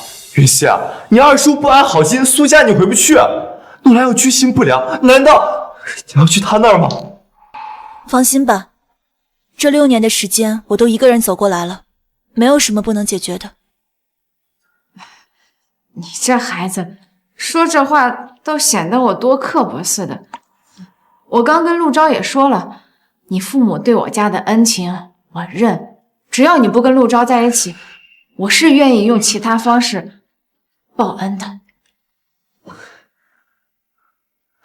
那这里有500万，是你父母之前借我们的款项，我在来之前就准备好了。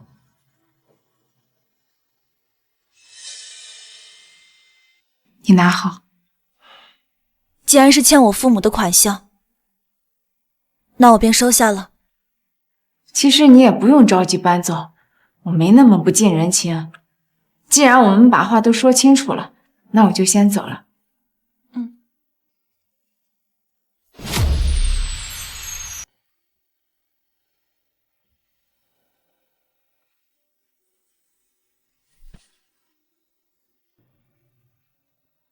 小希，我知道我爸妈做的很过分，也很对不起云叔叔和阿姨，我替他们向你道歉。但是你一定不要走出这儿，你离开这儿，处境只会更加艰难。陆钊，你愿意帮我个忙吗？什么忙？你说，只要我能做到，我一定帮你。把我送回医院吧。你要去找诺兰？我不是还想跟他继续纠缠，只是他帮我联系的医生确实是眼科界的权威专家。你妈妈刚才说的没错，一个眼盲的残疾人确实会拖累别人。我不想这样子，我想治好眼睛。那如果诺兰再次找上你，只要能治好眼睛，不管他出于什么目的，我都不在乎。反正我也没有什么可失去的了。你就这么确定诺兰找的医生可靠？我其实不是相信诺兰，我只是相信那位眼科界的权威专家一定会对他的病人负责的。好吧，我也确实了解过这位医生，世界范围内确实找不到比他更好的眼科专家了。不过，你想说什么？雨仙，你刚刚说你和顾莫宁分手是为了保护他，他现在已经事业有成了，那你为什么不把事情告诉他，解开你们之间的误会呢？或许他出于愧疚能停止对你的报复，甚至能弥补善待你呢？真没想到这种话会从我的嘴里说出来。不用了。为什么？我现在已经不期待任何人对我抱有最纯粹的真心了。顾莫宁他报复我，到底是出于之前被伤害的自尊，还是真正是因为商业利益？谁知道呢？我也不想验证，也不想知道结果了。好，那我现在送你去医院。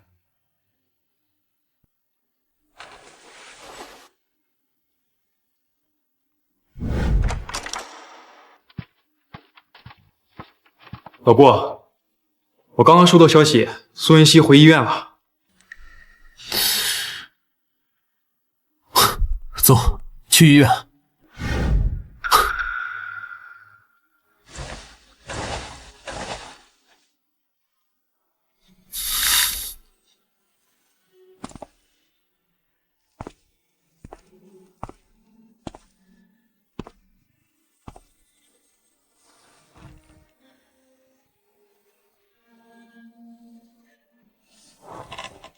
刚刚问过医生了，苏云熙明天做手术。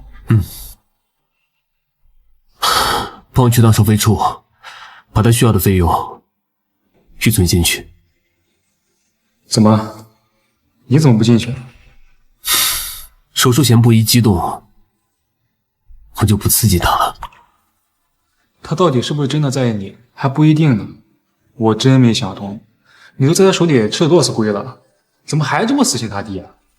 其实不重要了。我恨了苏云熙6年，这意味着从始至终我都没有放下过他。看出来了。在回来之前，我总想着要报复他，叫他后悔当初辜负我。但后来我发现我根本见不得他受委屈。这个我知道。你说的没错，在苏云熙这里，我已经彻底没救了。尽管他当初对我只是玩玩而已，我也认了。所幸我根本就做不出真正伤害他的事。终于不嘴硬了，让我说你点什么好？你说你明明那么优秀一个人，怎么就想不开呢？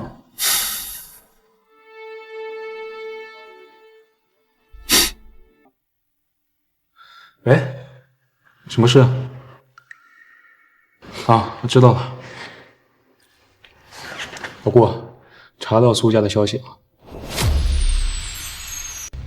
什么消息？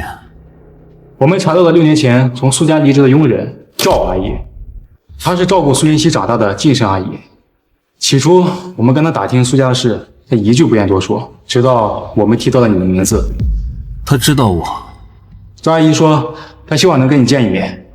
好，什么时候？赵阿姨今晚就到，连夜赶过来。有关于苏云熙的事，今晚就能彻底弄清楚了。走，回去。苏云熙，你的手术时间提前了，今晚就进行手术，赶紧准备一下，准备进手术室。好。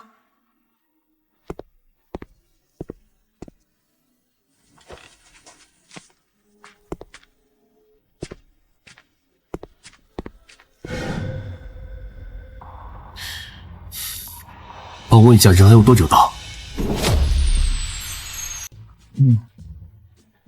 大哥，15分钟之前我已经刚问，2个小时之内你已问我8遍了，催这么急，C 的油门都快踩到底了。等等，那就先别问了。啊？这种时候安全为重，不能出任何岔子。我去开门。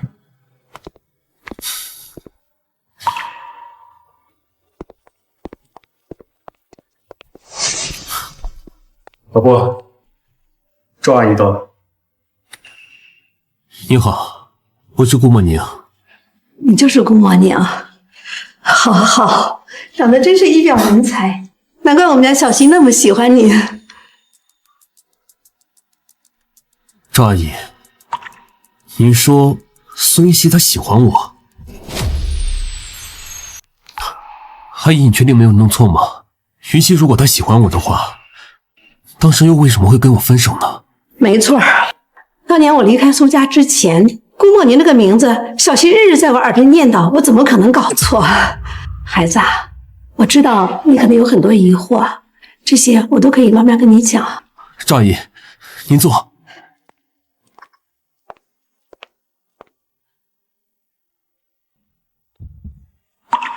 阿姨，您能告诉我关于6年前的一切吗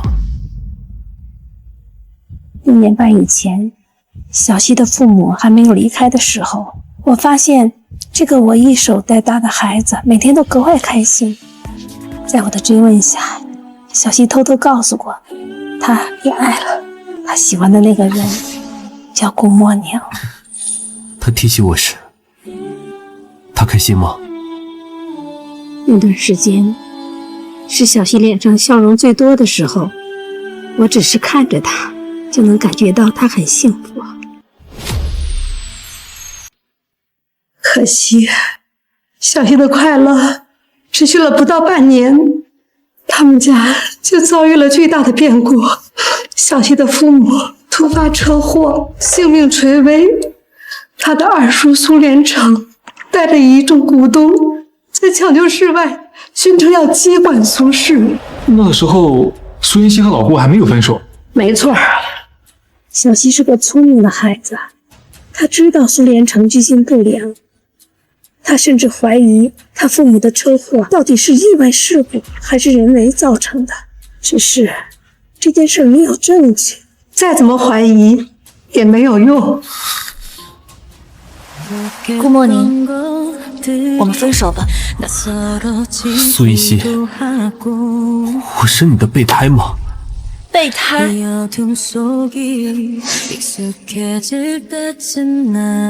配吗？你看清楚了，我是苏氏集团的大小姐，你算什么？一个穷学生，你凭什么以为我能看得上？原来他跟我分手的时候处境竟然这么艰难。如果是这样的话，那他当时说的话一定是违心的。这么大的事，他竟然一声没吭。那时候你们都只是学生，他说出来又有什么用呢？所以他就选择分手，自己一个人面对。是啊，小希知道他二叔居心不良，所以咬死了不愿意将公司交给他，他一个人在抢救室外苦苦支撑了好几天，直到他父母抢救失败，先后被宣告死亡。什么？苏云熙他对自己怎么会这么残忍？当时因为小希不愿意放弃公司继承权，苏连成就开始威胁他，说他有的是办法达到目的。紧接着，先是我送饭的时候被人推下楼梯，险些摔断腿，然后是他弟弟食物中毒，在抢救室洗胃。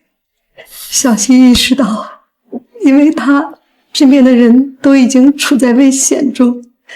那天，小希抱着他年幼的弟弟，哭着跟我说，他好害怕，他不能想象他二叔到底能做到什么程度。那时候，小希他也只是个刚成年的孩子，他没有能力和二叔对抗，他又不甘心将父母的公司轻易拱手让人，他更担心自己身边的人受到伤害。于是他选择了一个最傻的方法，他赶走了身边他所有他在乎的人，自己一个人去承受这一切。所以他把弟弟送到国外上学，把您辞退，然后又用最决绝的方式跟我分手。我原本是不愿意走的，是他联系了我老家的亲属来接我走。我走那天听到他在跟你通话，他约你晚上见面，他声音那么平静。事实上，他明明手已经抖得都拿不住手机了。竟然是这样，都怪我！我那天晚上为什么就一点不对劲都没有察觉到呢？没错，不怪你。小希是个要强的孩子，他既然不想让你发现不对，他肯定会隐瞒的滴水不漏，彻彻底底。这些年，我一直都放心不下他。我总在想啊，这孩子这些年到底过得好不好？他和他喜欢的男孩子有没有解除误会？所以，我一听到你的名字，我立刻就决定一定要来见你。好孩子，小希告诉我，你是他见过最优秀的人，无论做什么都非常出色。他还说，你一定会成为非常厉害的大人物。今天我见到你，我相信小希的眼光没有错。我等不起他的夸奖。孩子，你告诉我，小希他现在怎么样了？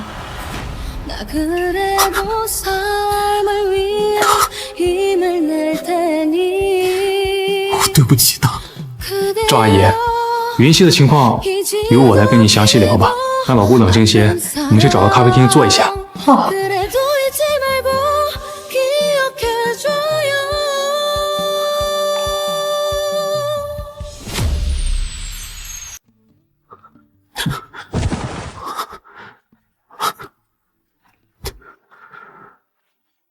小希，这些年你在我不知道的地方，心里该有多痛啊！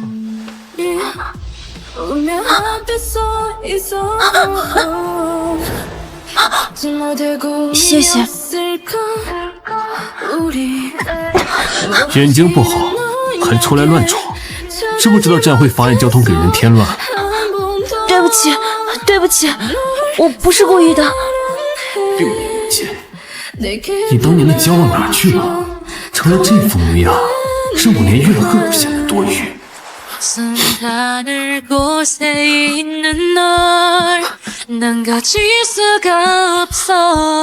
顾文明，你就是个蠢货！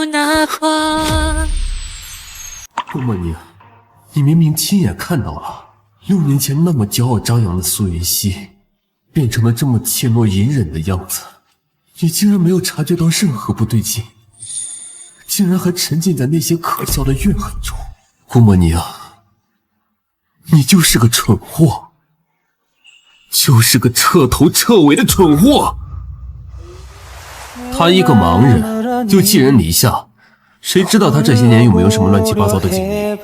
我带他去体检，是防止他有什么病。我怎么能在别人面前说出这种诋毁他的话？苏云溪，虽然我会娶你，但我不养闲人。你要认清自己的身份，尽好做妻子的义务。真是个混账！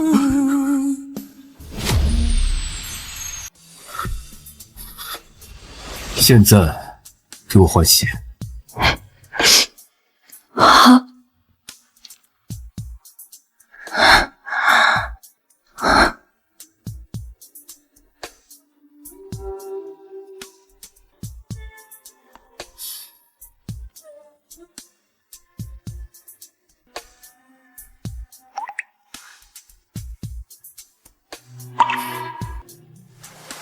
顾默宁，云溪承受了那么多委屈，却还要在你面前遭受这种羞辱，因为你的恶意，他连自己面对的是谁都不知道。当时他该有多害怕呀！你在干什么？没什么。哭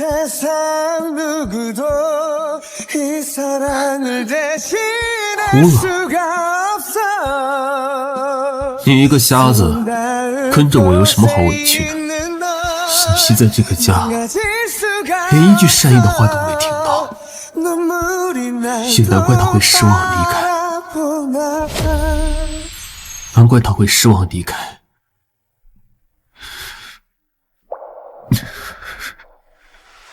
如果诺兰先生愿意放我自由，我感激不尽。放你自由？你是想流落街头吗？你以为你二叔还会接纳你啊？那就不劳你费心了。别整天一副要死不活的样子。我花5000万娶你回来，不是为了看你这张哭丧脸的。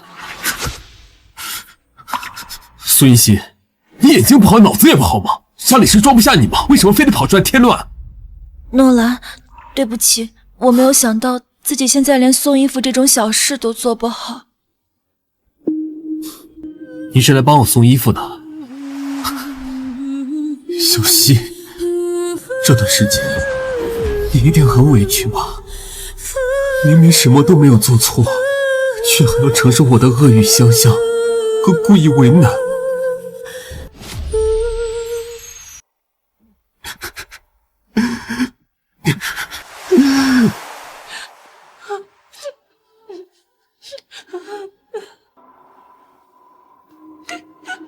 诺兰，我可以求你一件事吗？我想跟你借点钱，有急用。求我？你想怎么求？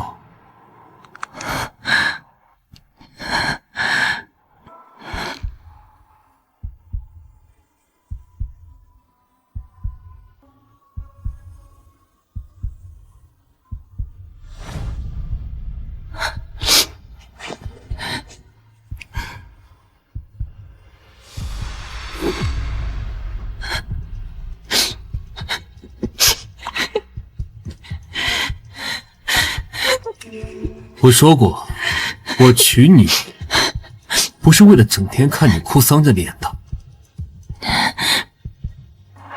这样可以吗？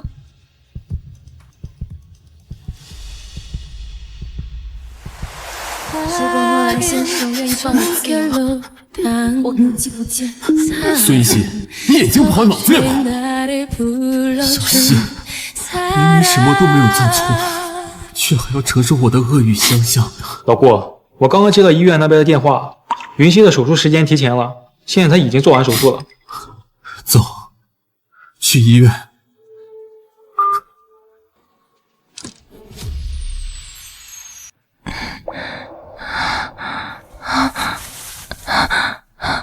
有人吗？我在这里。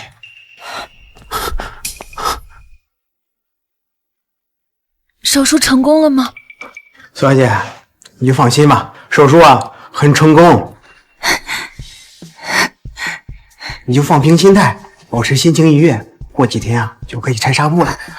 真的吗？那真是太好了，谢谢您，医生。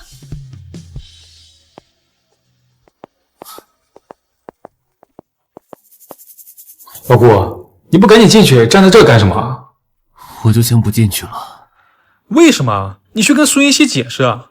既然他心里一直有你，那你就赶紧告诉他，你根本就没有真正的伤害过他。他刚做完手术，不适合听这些消耗心力的事情。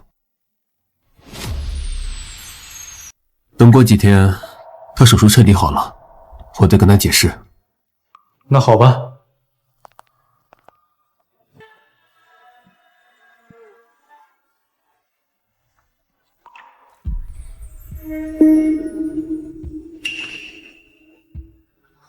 云溪，你怎么样？陆昭，我能看见了，我能看见了。陆昭，好久不见。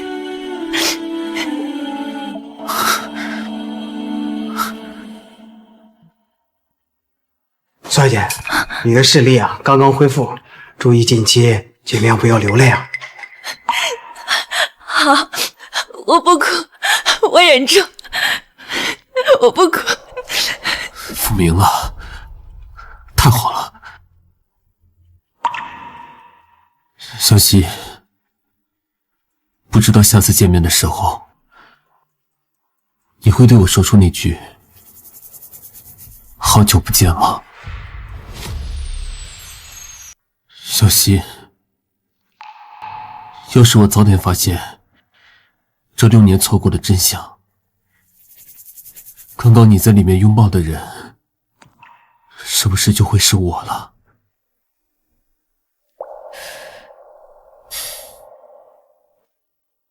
奇怪，为什么我刚才忽然觉得有个人应该会出现在这里呢？云溪，你在看什么？没什么。医生，我可以出去转转吗？当然，你可以四处走走看看，但千万注意别用眼过度就好。好。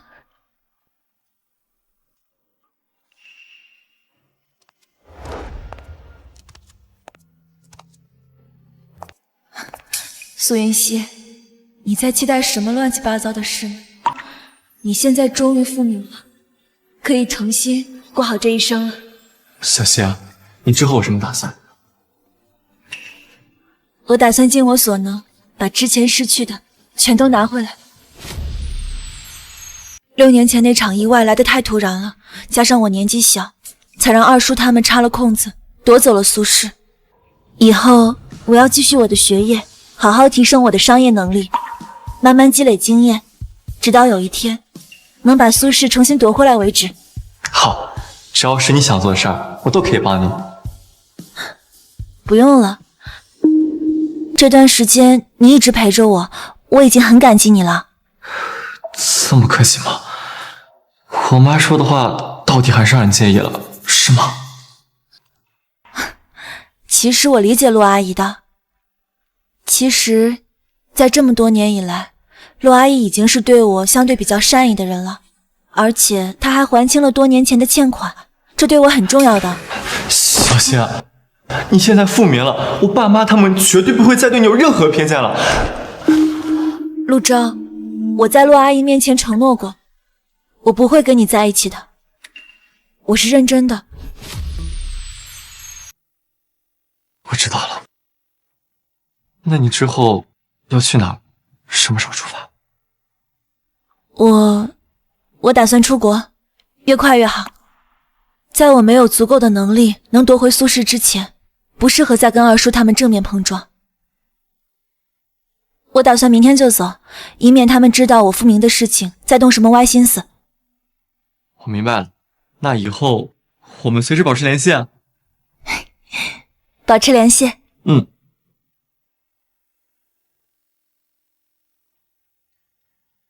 老顾，你可真能沉得住气，竟然能忍到今天才正式跟苏云熙见面。快看我一眼，我今天这身可以吗？可以，放心去吧，一会儿我帮你作证，一定把事情解释清楚。好，走。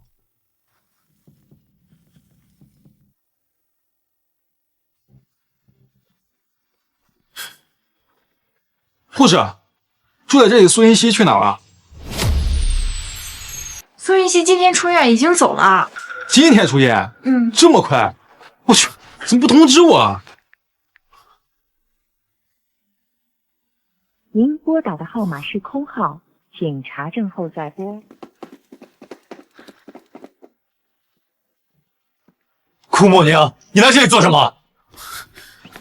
苏云熙去哪儿了？他的手机号为什么注销了？我为什么要告诉你？他手机号注销了，跟你有什么关系啊？就凭我跟云熙已经约定联姻了。陆总和云熙的联姻是和苏连成达成的合作吧？你有问过云熙的意见吗？云熙的意见，我自然会去沟通。陆昭，他刚刚复明，情况还不稳定，你把他藏哪儿去了？你死心吧，我不会告诉你。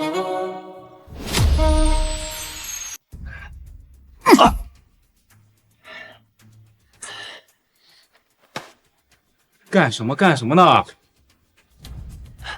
顾莫宁，你休想从我的嘴里得到关于云熙半个字的信息。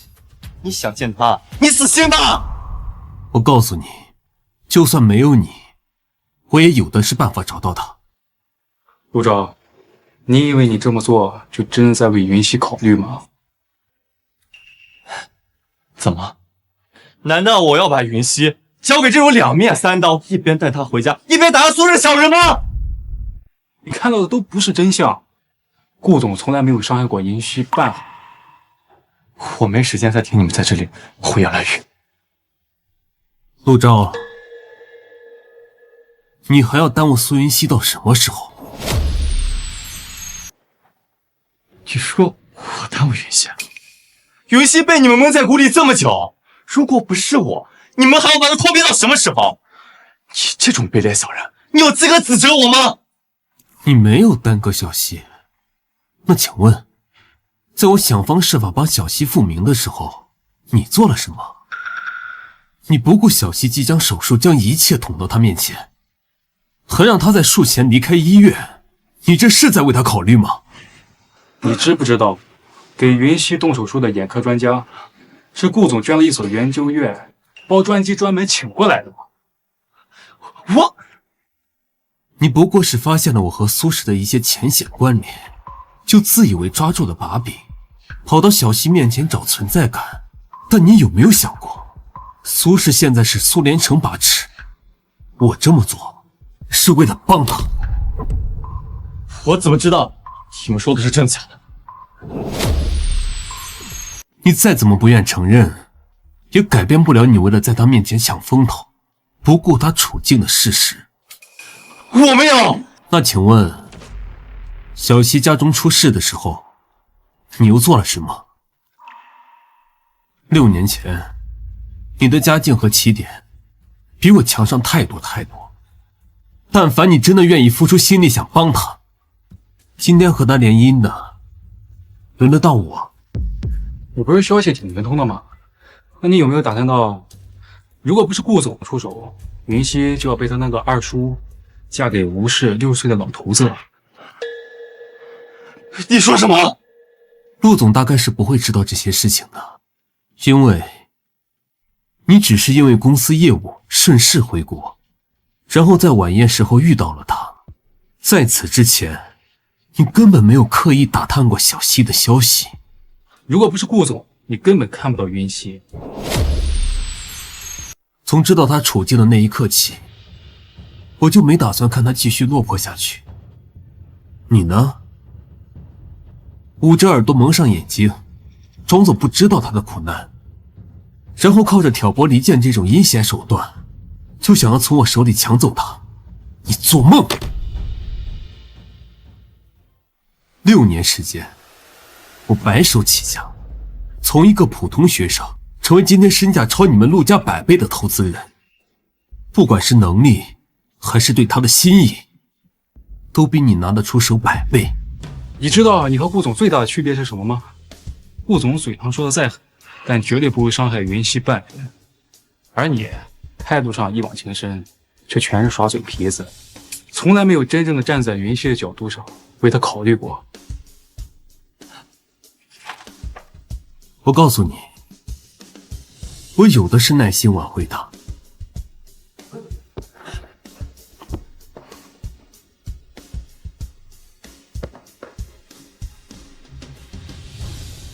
等一下！等一下！我承认我是个什么都没有付出，想靠着卑劣手段拿下小溪的小人。抱歉，我不知道你之前为小溪付出了那么多。小溪已经明确拒绝过了，而且他拒绝你是为了保护你不被苏连成伤害。不好意思，这件事我们自己早就查出来了。你确实比我更适合小溪。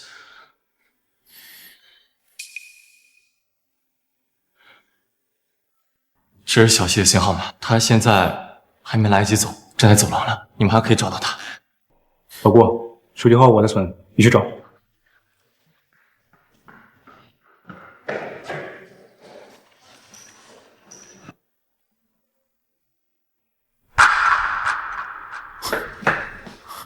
小溪，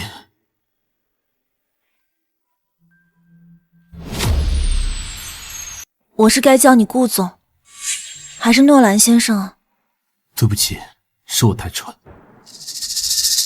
因为6年前可笑的自尊，迟迟没有发现你的苦衷和用心，说了那么多伤害的混账话，要不你打我，打到你出气为止。你都知道了？我找到了赵阿姨。很好，既然你都知道了，那你应该明白，我从来没有亏欠你什么。我知道，在这段感情上是我有亏欠。我也不觉得你亏欠我什么。过去你报复苏轼，可苏轼的管理权不在我手里，所以我没必要跟你计较。更何况后来弟弟的事情你也帮了我，我们扯平了。小溪，你能不能不要故作坚强啊？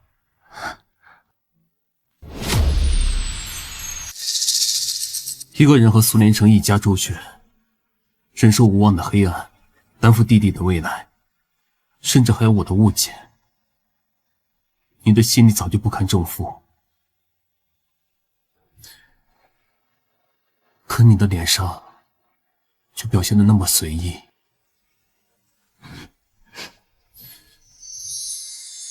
别哭，你的眼睛刚好，不能流泪。我之前忍住不见你，就是怕惹你难过。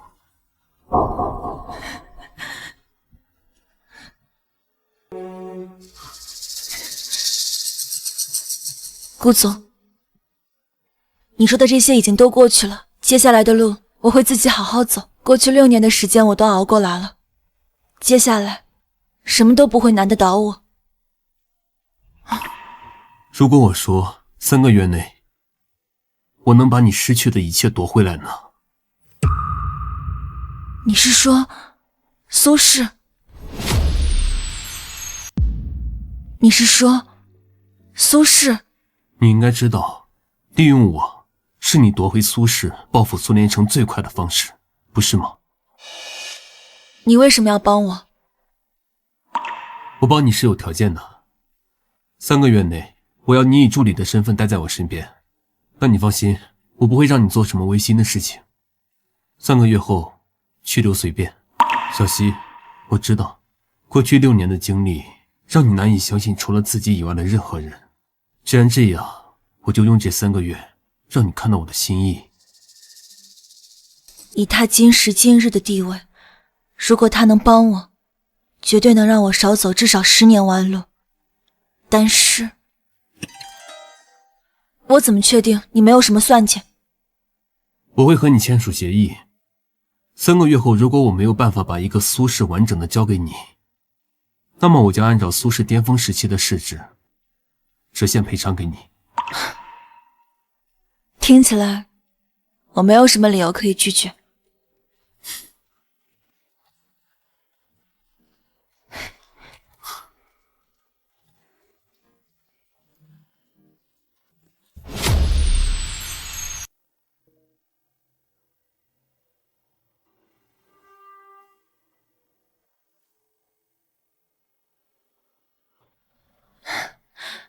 顾总，请多多指教。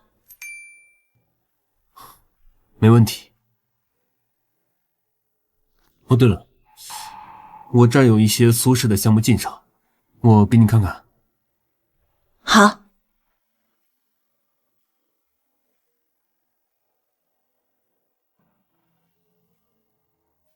之前我给了苏连成一份5000万的合约，约定如果不可以如期交货，苏氏就得赔偿我15个亿。今天就是交货日期了，显而易见，苏氏已经违约了。也就是说，苏氏现在欠你15个亿？你该不会是打算3个月之后给我一个空壳公司吧？别紧张，沉住气。你别忘了，我们签的协议里面可是约定了，3个月之后我会给你的，一定是个正常运转，市值不低于巅峰时期的苏氏。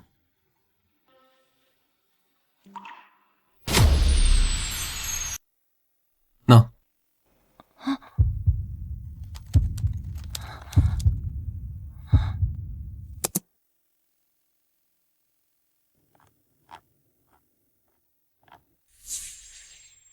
这是苏氏现在所有商业项目的合作进程，你怎么会有这么详细的数据啊？这段时间，这笔15亿的违约金项目已经让苏连成焦头烂额了。由于他联系不上我，所以他开始低价签单下项目，试图盘活资金链。但是呢，他太着急了。苏连成所有合作的公司也全都有股份。他很快就会发现，这些项目他全部没有办法在规定时间内完成。唉，这样一来，苏氏欠你的违约金很快就会从15个亿滚到50个亿，即便是巅峰时期的苏氏也负担不起。所以你现在只要打几个电话，苏氏就会彻底破产。你为什么要这样做？现在这种情况，苏氏最着急的，除了苏连成还有谁？这还用说，所有跟苏氏有关联的人，不管是股东还是职员，肯定避免不了要受牵连的。所以我们的机会来了。什么机会？你自己看。这是你暗中接触了苏氏所有的股东，他们现在都在抛售苏氏的股份。不错，但以苏氏现在的处境，根本没有人愿意接受。所以你很快就能以很低的价格把苏氏的股份给收购下来，这样1周之内你就会成为苏氏最大的股东。所以只要你愿意的话，半个月之内你就能把苏氏完整的还给我。但我要做的不止这些。这个叫赵天的股东你还记得吗？当然记得，他是苏连成的心腹。他这个所谓的心腹欠了9位数的赌债，眼看苏氏落魄，他为了钱已经决定出卖苏连成了。他吐露的一些事对你来说非常重要，但你要答应我，看到消息之后不可以哭，要保护好眼睛，可以吗？我会的。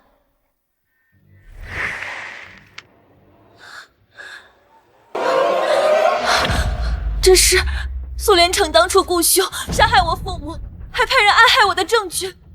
直到前段时间我才发现，你暗害的那天就是跟我分手的当天。这些证据我已经让徐浩交给警方，过几天他们就会来处理。非常抱歉，过了这么多年，才替你讨回公道。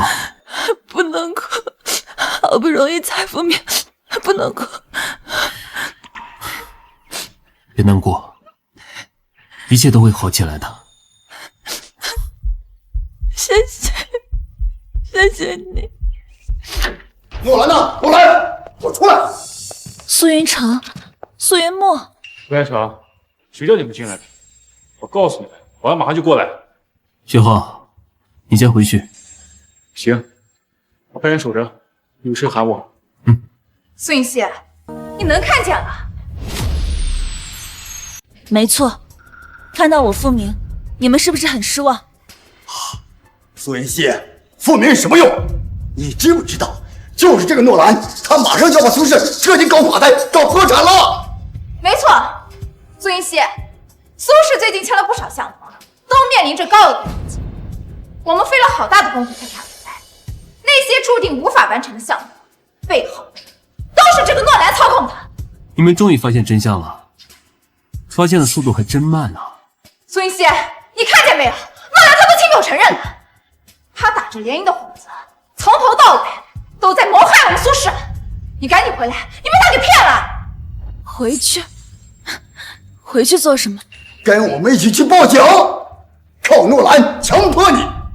没错，诺兰，你跟我妹妹连证都没领，就把人强到你家，我们要是追究起来，你可是要坐牢的。诺兰，如果不想坐牢的话，那就坐下来，跟我们好好谈谈那些合作项目该怎么解决。云溪，他们说我强迫了你，不如你来说说，我强迫你了吧？诺兰先生，从来没有强迫我做过任何我不愿意做的事情。云溪，苏氏可是你父母打拼下来的，怎么你为了这个男人，难道不管你父母留下的产业了吗？没错，苏云溪，你才结婚多久，怎么就胳膊肘往外拐呢？你这么做对得起苏氏，对得起你的父母吗？苏家濒临破产，你们才想起来苏氏是我父母的产业。既然是苏家的产业，那我怎么处理都是我的事情，你们着什么急？哎，苏云溪，我可是你二叔，除了我，谁还能为苏氏考虑啊？二叔，好一个二叔！苏连成，你作为我的二叔，为苏家考虑的方式就是雇凶制造车祸，杀死我的父母，然后找人捅瞎我的眼睛，强行夺走苏氏吗？你胡说八道什么你啊！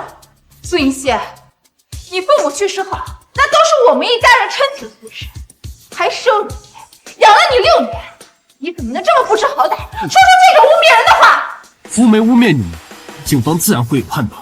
徐浩，通知警察了吗？顾总，警察已经到了。苏连成，根据苏氏集团股东赵天的公诉，你涉嫌故意杀人罪，现在需要跟我们走一趟。什么？赵天他怎么会指认我？是啊，警察先生，这其中是不是有什么误会啊？有什么话回警局再说吧。苏云溪，苏云溪，